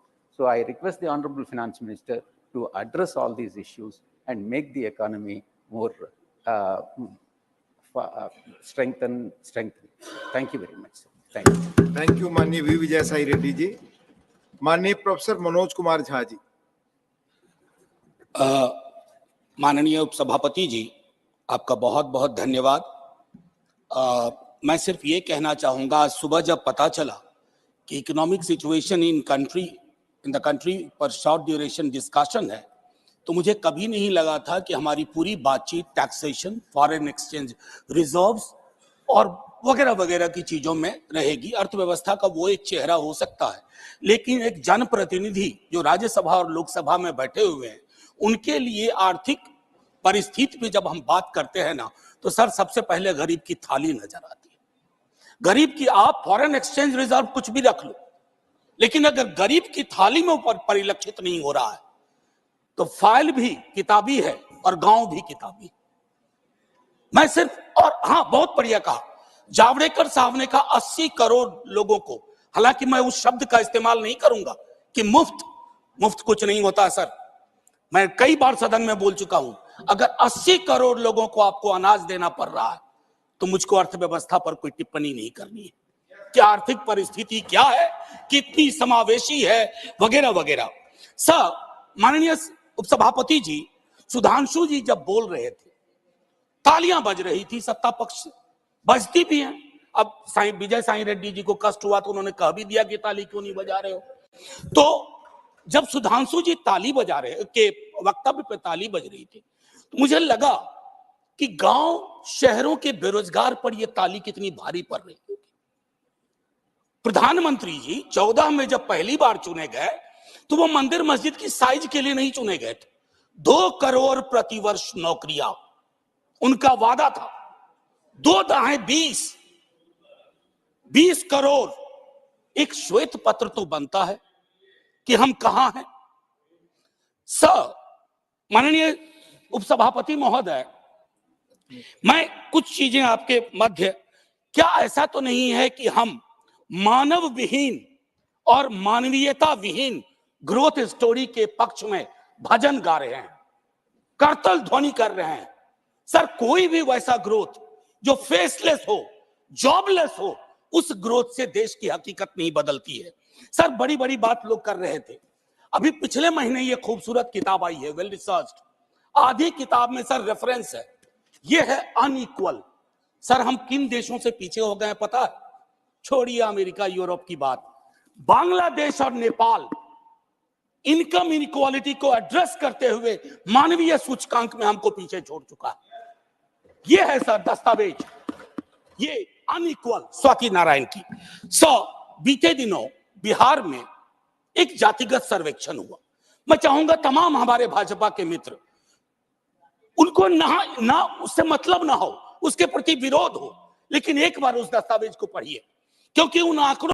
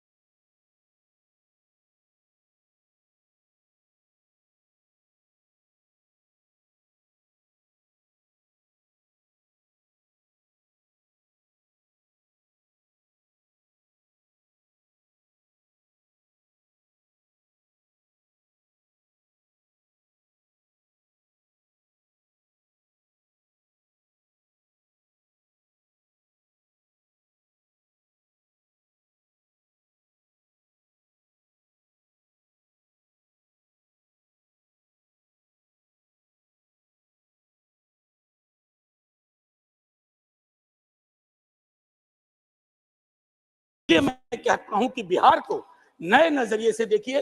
जो शुरुआत वहां के मुख्यमंत्री नीतीश जी, तेजस्वी जी ने की, आप hand holding करिए और स्पेशल स्टेटस दीजिए। दूसरी चीज सर, अगर मनरेगा में रूरल डिमांड बढ़ रहा है तो रूरल डिस्ट्रेस को एक्नॉलेज करिए। उसको एक्नॉलेज किए बगैर बात नहीं बनेगी। उसको डिनाल से अब कुछ हासिल नहीं कर पाए। पॉवर्टी इंडेक्स पर आपने कई वर्षों से काम नहीं किया। आप आंकड़ों के बारे में तो सरकार का दृष्टिकोण है कि विश्व के टिम्बकटू में अगर एक आंकड़ा पक्ष का कोई बोल दो तो उसको प्रदर्शनी लगा देंगे।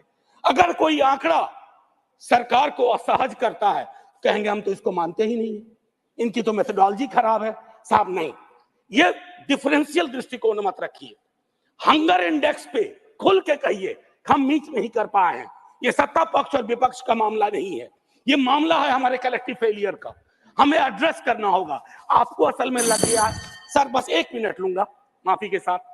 सर, आपको असल में लगता है कि आप इनकम इनइक्वालिटी की बात ना करें, पॉवर्टी रिडक्शन की बात ना करें, अनएम्प्लॉयमेंट एड्रेसिंग की बात ना करें, चुनाव आप फिर भी जीत जा रहे हैं।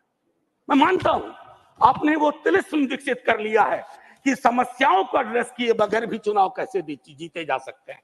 लेकिन जिन बोतल से निकला ये जिन देश पर बहुत भारी पड़ने जा रहा है। वेल्थ टैक्स को लेकर के, इनकम इनइक्वालिटी को लेकर मैंने कहा, वेल्थ टैक्स 16 में आपने अबॉलिश कर दिया।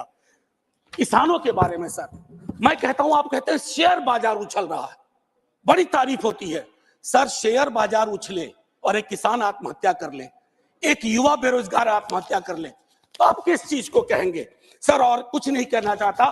हाशिए के समूहों में पॉवर्टी की जो परिस्थिति है, आप बिहार का डेटा देखिए। आखिरी सर, एक सुधांशु जी बड़ी अच्छी चीजें बता गए, हमें तो लगा कि हम तो बेकार परेशानी है गरीबी से, भुखमरी से। 30 सेकंड सर। तो मैं आपके माध्यम से अपने मित्रवर को कहता हूं, जब कश्ती साबितो सालिम थी, साहिल की तमन्ना किसको थी? अब ऐसी शिकस्ता कश्ती पे साहिल की तमन्ना कौन करे? जय हिंद सर। थैंक यू, धन्यवाद प्रोफेसर मनोज कुमार झा जी। माननीय श्री एलामारम करीम जी। Thank you, sir. The real state of our economy concerning around the people will be clearly understood by the latest RBI report, which says the household's financial assets, including bank deposits and cash equity investment, fell down sharply to 5.1% of the GDP in the fiscal year ended in the March 2023. See, on the other hand, the household debt increased 5.8% of the GDP in the financial year 2023, which is the second highest annual increase since independence. Recent RBI data also reveals that bank, financial institution credit to institutions bar business marked a decline, while personal loan portfolio has increased in volume in the current quarter, which clearly signals further slowing down of the economy, along with the rise in the people's indebtedness and resulted distress. Sir, in addition to these technical issues, there are a broader concerns about the overall economic direction of the country. Tax concession and incentives are given to the rich corporates, are widening the gap between the two Indias, the rich and the poor. Real income of the top 1%, the cronies of Modi government, rose by 30% from 7.9 lakh crores in 2019 to 10.2 lakh crores in 2022. While the real income of the lowest 25%, who are shouting slogans for you, by the 11% from rupees 3.8 lakh crores to 3.4 lakh crores. Sir, a relentless propaganda continues to boost the Indian economy's resurgence. The recent G20 summit was used to project India as an emerging economic powerhouse in the world. But the truth is that India has the lowest per capita GDP among the G20 countries. That was hidden. Ranks the lowest in terms of human development indices and records the lowest labor force participation rate, Chidambaram told you, reflecting the very high level of unemployment. The continued decline in the people's purchasing power is impeding the economic growth as this leading declining levels of domestic demand. This in turn leads to declining levels of investments. This means potentially further declining levels of employment guarantee. New proposals for investment in the economy have rapidly declined. Over the last year, 72.5% in government sector and 79% in private investments. Sir, massive propaganda bliss is launched over the grand success of Make in India. That was the slogan from 2014. Its target for manufacturing sector growth over this decade was 12.14%. The reality is that since 2013-14, this averaged only 5.9% per annum. The tall claim where it has gone. The share of the manufacturing GDP was targeted to reach 25%. This, however, remained stagnant at around 16.4%. But when 2011 and 11-12 and 21-22, jobs in manufacturing sector declined from 12.6% to 11.6%. I am concluding, sir. Deepening rural distress is reflected in the demand for jobs under MNREGS. Last year, this grew by 15.3%, and compared to 2019-20, this grew by 29.4%. But unluckily, the allocation for MNREGS drastically cut down in the last budget. Fresh evidence that have emerged about the Adani Group manipulation. That is also a part of this economic policy. Manipulation of stock prices of its companies calls for a serious probe. The final Financial Times and Guardian Already have time based is on over. inputs from the organized crime and Alarm corruption. Karim 1 ji, minute. your time is over already. A report project revealed Please how conclude. to close associates of such companies Conclude, please. I'm and buy calling. millions of dollars of shares in Adani Thank you. companies. Thank Sir, you. these are the affairs of the Indian economy. The tall claim has no truth. I conclude with Thank this. you. माननीय श्री अनिल प्रसाद हेगड़े जी. Thank you, Deputy Chairman, sir.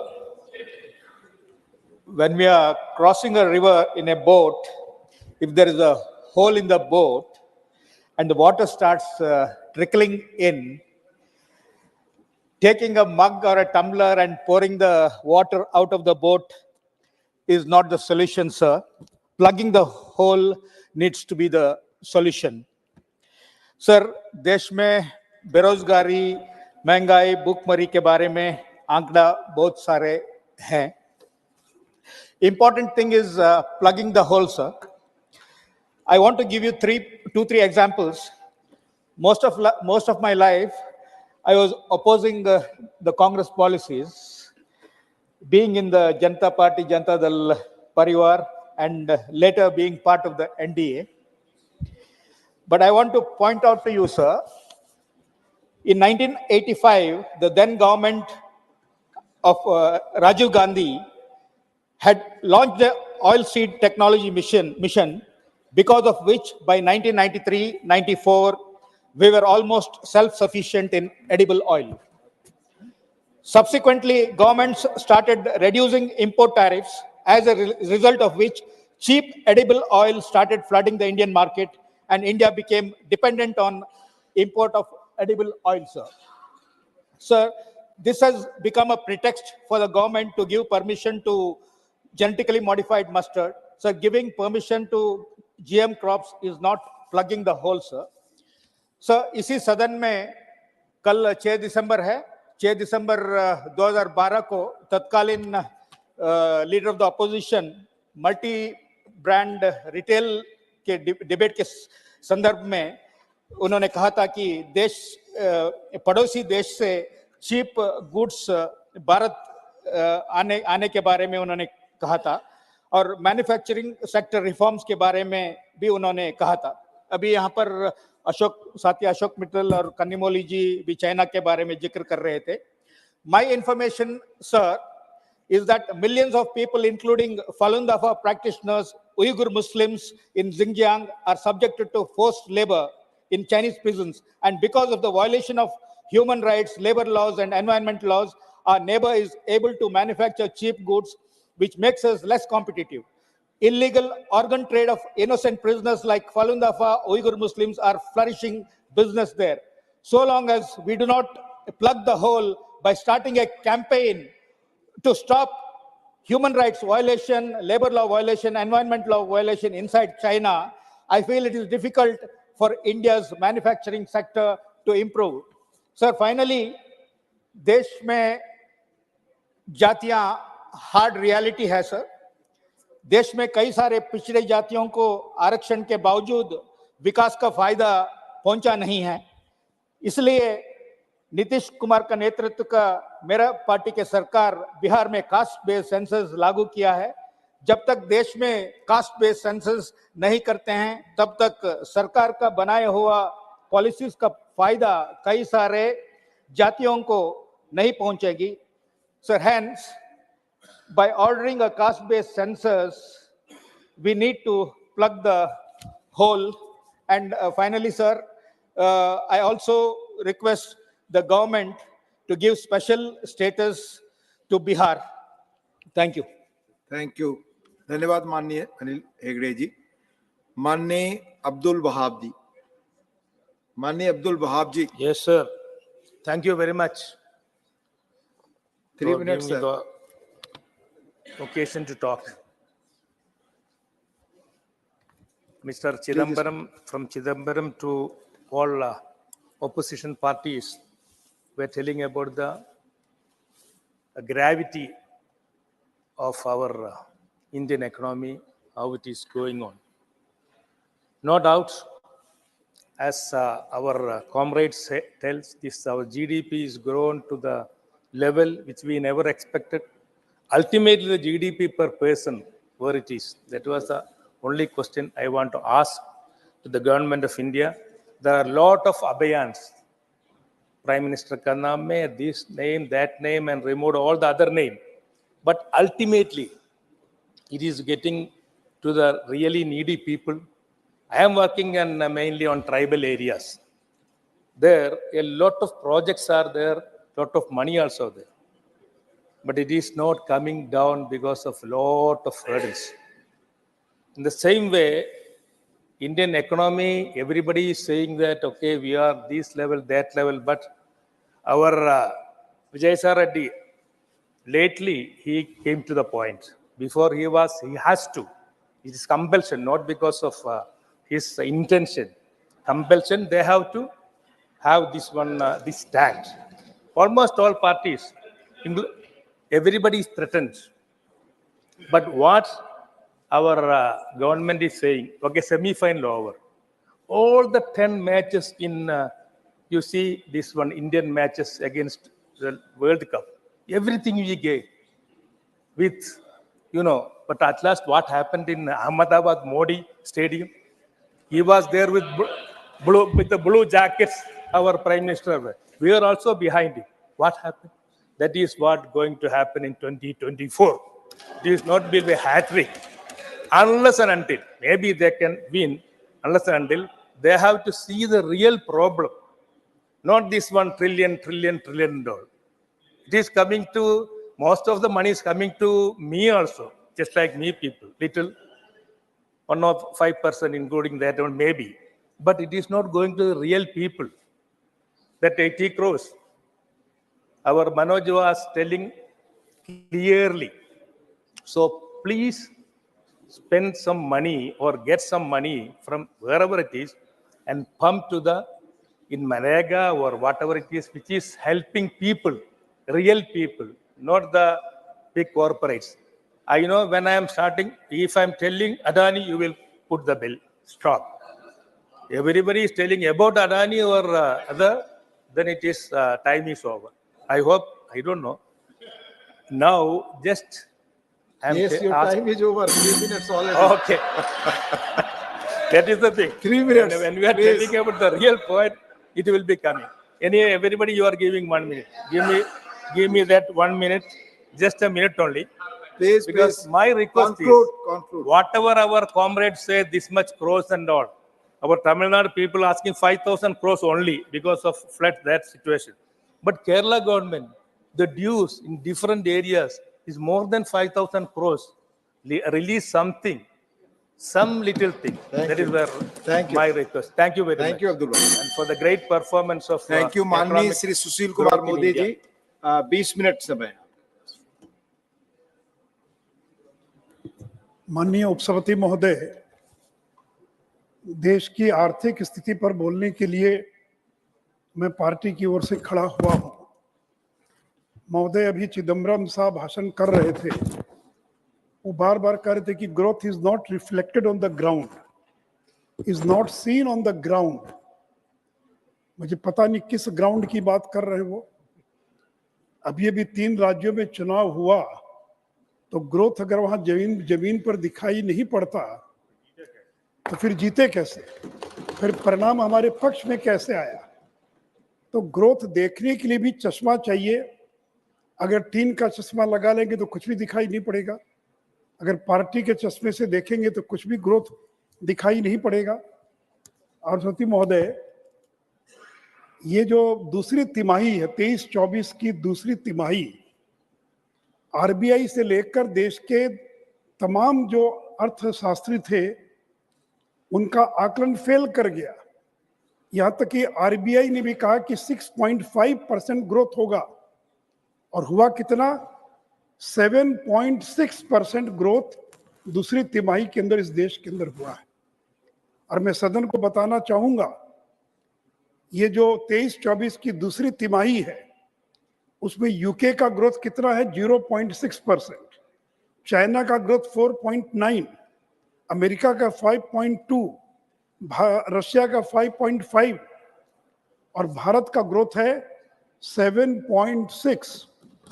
और इसलिए आज भारत दुनिया में सबसे तेज गति से विकसित होने वाला, विकास दर वाला देश है। समिति महोदय, महंगाई पर बार बार चर्चा हो रही है। अगर लोग इतने ही दुखी होते, इतने ही नाराज होते, तो फिर मैं मध्य प्रदेश, राजस्थान, छत्तीसगढ़ की बात करना चाहूंगा। और इस देश में कितने प्रदर्शन हुए? सभापति महोदय, दुनिया के 50 देशों में लाखों लोग सड़कों पर आ गए पेट्रोल डीजल की महंगाई, खाने पीने की चीजों की महंगाई के विरोध में। लेकिन भारत में 10,000 लोग भी कहीं सड़कों पर नहीं आए। क्यों नहीं आए? महंगाई है। मैं ये नहीं कह रहा हूं कि इन कारकों की महंगाई नहीं है, लेकिन लोगों को मालूम है कि महंगाई का कारण नरेंद्र मोदी नहीं है, भारतीय जनता पार्टी नहीं है, केंद्र की सरकार नहीं है, कोविड कारण है, रूस यूक्रेन युद्ध कारण है। और दुनिया के तमाम देश महंगाई का मुकाबला कर रहे हैं। और सौती महोदय, 4 चीजों के अंदर सबसे ज्यादा महंगाई का असर दिखाई पड़ता है।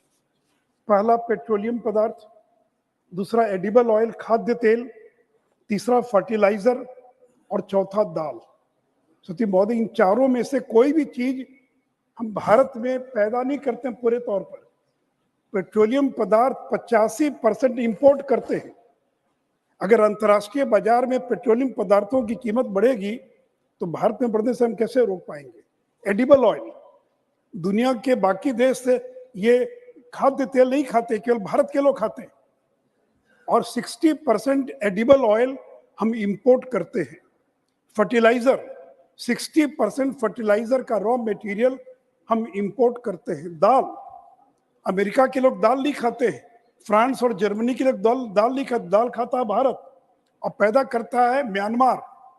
और दाल भी हमको और आयात करना पड़ता है।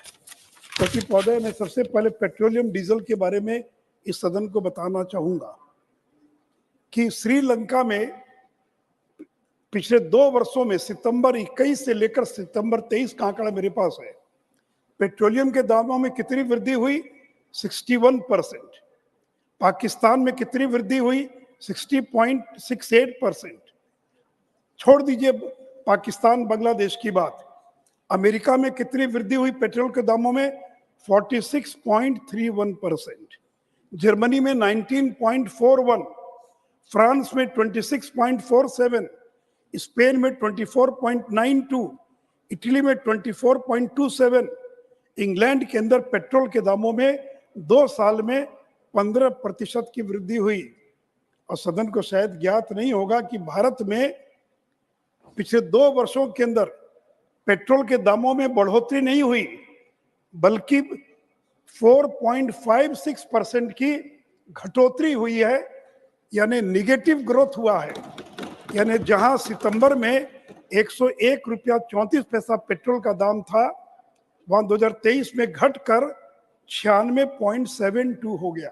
और सौती महोदय, उसी प्रकार डीजल, श्रीलंका में 115% और की वृद्धि हुई है डीजल के दामों में, पाकिस्तान में 67, फिर America 48.68, Germany 31.46, Spain, Italy, UK में उस आंकड़ों में नहीं जाऊंगा। और भारत में डीजल के दाम में 2 वर्षों में कितनी वृद्धि हुई? केवल 0.96%, यानी केवल 1% की वृद्धि हुई। और आप कहते हैं कि पेट्रोलियम पदार्थों का दाम बढ़ गया। और ये आंकड़े आप चाहे तो इन आंकड़ों को वेरीफाई कर लें। और सती महोदय, भारत सरकार ने 2 बार पेट्रोल और डीजल पर एक्साइज ड्यूटी को कम करने का काम किया और कुल मिलाकर 2 बार में 13 रुपया पेट्रोल पर और 16 रुपया डीजल पर एक्साइज ड्यूटी में कटौती की है। और पिछले 2 वर्षों में पेट्रोल और डीजल के दामों में कोई वृद्धि नहीं हुई। कोई बता दे कि पेट्रोल और डीजल के दाम में भारत के अंदर कोई वृद्धि हुई है क्या? और सती महोदय, यहां भी राजनीति हो रही है।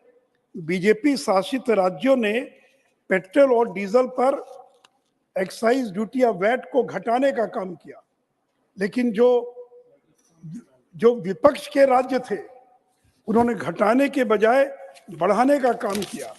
और उसका भी मैं आंकड़ा देना चाहूंगा सौती महोदय। अभी राजस्थान का चुनाव हुआ है, गांधीनगर में पेट्रोल 96 रुपया 63 पैसा और जयपुर में पेट्रोल 108 रुपया 45 पैसा, यानी 12% ज्यादा है गांधीनगर से जयपुर में पेट्रोल का दाम। गुवाहाटी में 98 रुपया गुवाहाटी में, और डायरेक्ट साहब के कोलकाता में पेट्रोल 106 रुपया 42 पैसा। तो अगर केंद्र के कारण का बढ़ा होता तो आखिर कलकत्ते में 106 रुपया और गुवाहाटी में 98 रुपया क्यों है? लखनऊ में 96 रुपया और बेंगलोर में 101 रुपया, गोवा में 97 रुपया, रायपुर में 102 रुपया, भोपाल में 108 रुपया और अमरावती में 111 रुपया। महोदय, कांग्रेस शासित राज्यों ने पेट्रोल और डीजल के दामों में कोई कटौती नहीं की और बीजेपी शासित राज्यों ने उसके दाम में कटौती की। और जब बात आती है एलपीजी की, तो सदन को यह मालूम है कि आदरणीय प्रधानमंत्री जी ने एलपीजी के दामों में और जो उज्ज्वला योजना के तहत जो सिलेंडर मिलता था उसमें कुल मिलाकर 300 रुपए की राहत दी है और सामान्य कंज्यूमर को 200 रुपए की राहत दी है। इससे पेट्रोलियम कंपनियों को 28,000 करोड़ का नुकसान हुआ, 28,000 करोड़ का, और भारत सरकार ने 22,000 करोड़ रुपया उनको पिछले साल देकर उसकी क्षतिपूर्ति करने का काम किया है। सती महोदय, ये नरेंद्र मोदी की सरकार है। पेट्रोल में ब्लेंडिंग, ये जो इथेनॉल की ब्लेंडिंग हो रही है, ये जब 14 में नरेंद्र मोदी जी आए, इस समय 1.53% पेट्रोल में ब्लेंडिंग होती थी। आज कितनी ब्लेंडिंग हो रही है? 12%। और इससे देश को कितना फायदा हुआ? विदेशी मुद्रा 73,000 करोड़, डायरेक्ट साहब 70,000, the country has saved 73,000 crore as a foreign exchange saving. Carbon dioxide emission 402 lakh metric ton emission कम हुआ।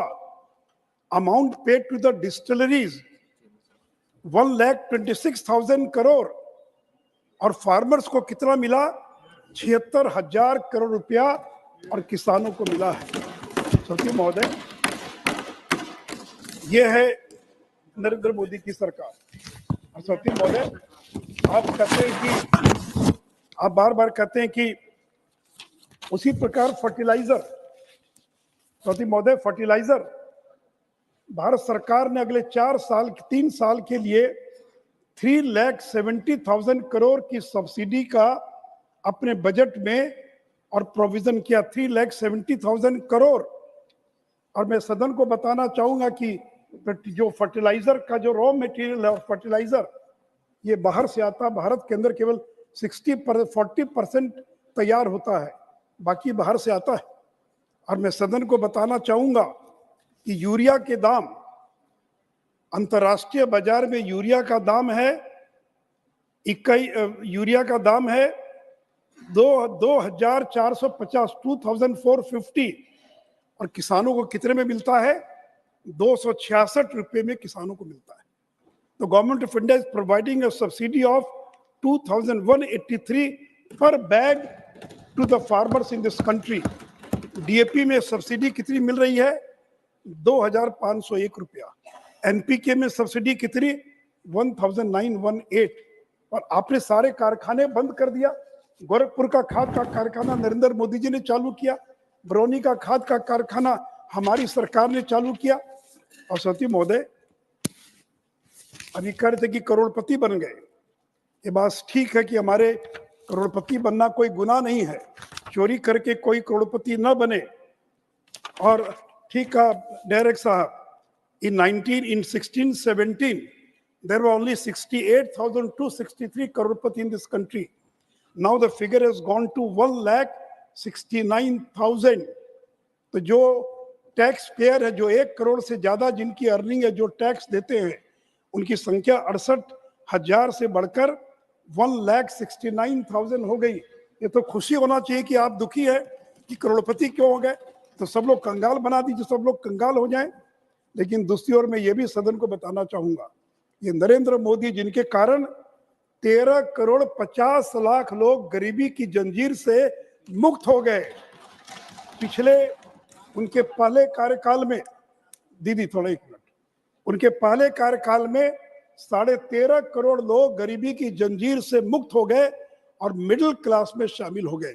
सती महोदय, 15-16 में इस देश में 24.85% गरीब थे और 19 और 21 में घटकर कितना हो गया? 15%। तो आखिर गरीब कहाँ चले? गरीब देव इंटर ये मिडिल क्लास। सती महोदय, और यूएनडीपी की report, United Nations Development Programme की रिपोर्ट है कि 2005-6 में 64.5 करोड़ गरीब थे इस देश के लिए, 64.5 करोड़, और 2021 में घटकर हो गए 23 करोड़। 15 साल में इस देश के अंदर 41 करोड़ लोग गरीबी से मुक्त हो गए और वो मिडिल क्लास में प्रवेश कर गए। तो सती महोदय, एक और हमने जहाँ गरीबों का ख्याल रखा, वहां पर यहाँ पर लोग उद्योगों के माध्यम से पैसा कमाएं, इसका भी ध्यान रखा है। और सती महोदय, अभी बैंकों की बात हो रही थी, और कि बैंकों का एनपीए की क्या स्थिति है। बैंक का प्रॉफिट 22-23 में पहली बार बैंकों का profit, they have earned a profit of 1 lakh crore. Not a single bank is in red, they are earning profit. ये आपके कार्यकाल में क्यों नहीं हुआ? 22-23 में क्यों 1 लाख करोड़ का 22-23 में बैंकों को प्रॉफिट हुआ है? और भारत सरकार ने जो कैपिटलाइज करते थे, बैंकों को पैसा देना बंद कर दिया। 3 साल से 1 पैसा नहीं दिया बैंकों को, और बैंक अपने बलबूते जो हैं, और जो एनपीए है, जो नॉन परफॉर्मिंग एसेट है, वो 11.2 था 17-18 में, घटकर 5.2% हो गया। तो सचिव महोदय, ये जो एनपीए अगर कम हुआ है तो इसका कारण क्या है? सचिव महोदय, जीएसटी का कलेक्शन, एक साल में 6 बार जीएसटी का कलेक्शन, दैट इज क्रॉस 1,60,000। जो लोग गब्बर सिंह टैक्स कहते हैं जीएसटी को, तो अगर हिम्मत है तो अपने राज्य हिमाचल में और जहां आपकी सरकार है कर्नाटक में, जीएसटी को हटा दीजिए। अगर वो गब्बर सिंह टैक्स है तो जीएसटी के कारण 1,60,000 करोड़ का कलेक्शन एक साल में, एक बार नहीं बल्कि 6 बार इस एक साल के अंदर हो चुका है। और सचिव महोदय, एक समय था कि मोबाइल हम इंपोर्ट करते थे। आज से 10 साल पहले 98% मोबाइल हम इंपोर्ट करते थे, और मैं सदन को बताना चाहूंगा कि आज 99% मोबाइल मेड इन इंडिया है। हमने मोबाइल को इंपोर्ट करना बंद कर दिया, और इस साल 11 बिलियन का मतलब हो गया 88,000 करोड़ के मोबाइल फोन जो है, और हमने एक्सपोर्ट करने का काम किया है। सचिव महोदय, नरेंद्र मोदी जी देश के प्रधानमंत्री हैं। भारत मंडपम के उद्घाटन के अवसर पर उन्होंने भाषण देते हुए कहा था कि जब वो प्रधानमंत्री बने उस समय भारत दुनिया की 10वीं सबसे बड़ी अर्थव्यवस्था थी, 10th इकोनॉमी थी दुनिया की 2014 में, और सेकेंड टर्म में वो दुनिया की 5वीं सबसे बड़ी अर्थव्यवस्था बन चुका है। और उन्होंने देश की जनता को गारंटी दिया, मोदी की गारंटी, कि तीसरे टर्म में इंडिया दुनिया की तीसरी सबसे बड़ी अर्थव्यवस्था बन जाएगी। हम जर्मनी को पीछे छोड़कर हम 2 साल में 4th हो जाएंगे, और फिर जापान को पीछे छोड़कर 2027 तक हम दुनिया की तीसरी सबसे बड़ी अर्थव्यवस्था बन जाएंगे। और सचिव महोदय, केवल हम दुनिया की सबसे बड़ी अर्थव्यवस्था ही नहीं बनेंगे, 5 ट्रिलियन इकोनॉमी, जो $5 ट्रिलियन की जो इकोनॉमी है, 27-28 तक भारत 3rd लार्जेस्ट केवल जीडीपी में नहीं बनेगा बल्कि $5 ट्रिलियन इकोनॉमी में भी बदल जाएगा। हमारा सपना है, प्रधानमंत्री जी चाहते हैं कि 2047 तक भारत एक विकसित देश बन सके, एक एडवांस इकोनॉमी बन सके, और उसी दिशा के अंदर भारत की सरकार काम कर रही है। और इसलिए सचिव महोदय, हम लोगों ने महंगाई को नियंत्रित करके दिखलाया है। अभी जो आंकड़े आए अक्टूबर के, वो 4.87, आरबीआई का 4 +2 का जो रेंज है, अक्टूबर 2023 में वो आंकड़ा 4.87 का है। तो हमने महंगाई को नियंत्रित करके दिखलाया है। और जहां तक खाद्य तेल की बात है, खाद्य तेल पिछले 1 साल में उसके दाम में 18% की गिरावट है, मस्टर्ड ऑयल में, वनस्पति में 12% की गिरावट है, सोया में 20%, पाम ऑयल में 15%। यद्यपि ये खाद्य तेल भारत में पैदा नहीं होता है, फिर भी हम लोगों ने और उसके अंदर उसको भी और नियंत्रित करके दिखाया है। और सती महोदय, उसी प्रकार जो गरीबों के लिए जो 81 करोड़ गरीबों को मुफ्त में अनाज दिया जा रहा है, और अब तो सरकार ने ऐलान किया है कि अगले 5 साल तक 81 करोड़ लोगों को 5 साल तक, दिसंबर 2028 तक और अनाज मिलेगा। अंत में आप घंटी न बजा दे, मैं एक बात और कह दूं, इस बीच के अंदर हमारे मित्र कह रहे थे कि नरेंद्र मोदी जी ने बिहार के अंदर सभा में कहा कि विशेष राज्य का दर्जा देंगे। मैं चुनौती देता हूं, कभी भी किसी भाषण में नरेंद्र मोदी जी ने बिहार को विशेष राज्य का दर्जा देने का कभी ऐलान नहीं किया था। नंबर 1। नंबर 2, कि जब केंद्र में यूपीए की सरकार थी, उसी समय रघुराम राजन कमेटी का गठन करवाया था नीतीश कुमार जी ने चिदम्बरम साहब से मिलकर, और रघुराम राजन कमेटी ने रिपोर्ट दिया कि अब देश के किसी भी राज्य को विशेष राज्य का दर्जा नहीं दिया जा सकता है। इतना ही नहीं तो 14th फाइनेंस कमीशन, क्योंकि 5th फाइनेंस कमीशन ने 69 के अंदर पहली बार स्पेशल कैटेगरी स्टेटस का कंसेप्ट दिया था, लेकिन 14th फाइनेंस कमीशन ने 2015 में विशेष राज्य के दर्जे की अवधारणा को ही खत्म कर दिया।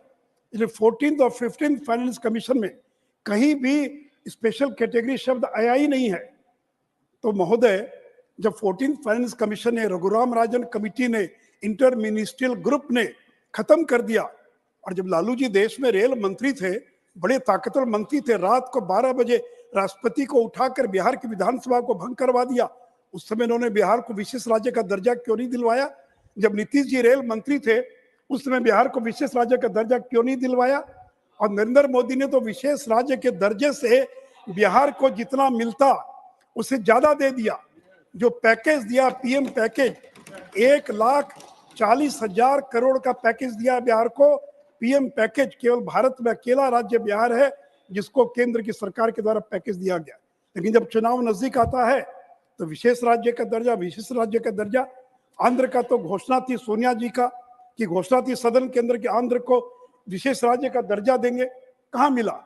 अब देश के किसी भी राज्य को स्पेशल कैटेगरी का स्टेटस नहीं मिल सकता है। हाँ, राज्य को मदद मिलेगी, केंद्र मदद करेगा, लेकिन इसको पॉलिटिकल मुद्दा न बनाए तो मुझे लगता है कि और ज्यादा बेहतर होगा। इसलिए सती महोदय, नरेंद्र मोदी जी पर लोगों को भरोसा है, यही व्यक्ति जो महंगाई नियंत्रित कर सकता है, यही व्यक्ति है जो देश का विकास कर सकता है। और इसीलिए आज 12 राज्यों में भारतीय जनता पार्टी के मुख्यमंत्री हैं और 4 राज्यों के अंदर सहयोगी दल के साथ मिलकर सरकार चल रही है। देश के 51% क्षेत्रफल पर भारतीय जनता पार्टी की सरकारें चल रही है।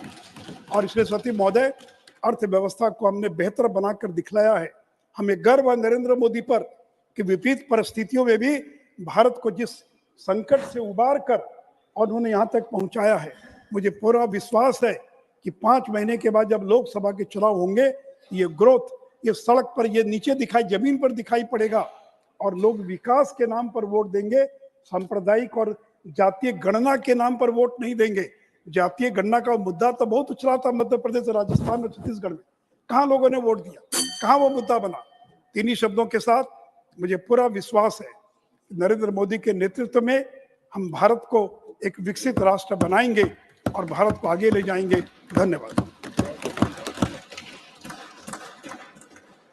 श्री राजीव शुक्ला, 8 मिनट्स। धन्यवाद सभापति जी। सबसे पहले तो मैं आपको धन्यवाद दूंगा कि आपने इस आर्थिक मुद्दे पर इस सदन में बहस की अनुमति दी, जो कि एक बहुत जरूरी आज के वक्त में है। मैं कोई अर्थशास्त्री नहीं हूं और न अर्थशास्त्री की तरह बोलूंगा। मैं एक सामान्य व्यक्ति के जो समझ में आता है उसी आधार पर अपनी बात रखूंगा। मेरा अपना मानना है कि विदेश नीति और आर्थिक नीति, इन दोनों पर कोई भी सरकार आए, किसी भी पार्टी को समानता रहती है और रहनी चाहिए। यही अभी तक की परंपरा रही है। अगर 1991 में नरसिम्हा राव सरकार ने आर्थिक सुधार लागू किए थे तो उसके बाद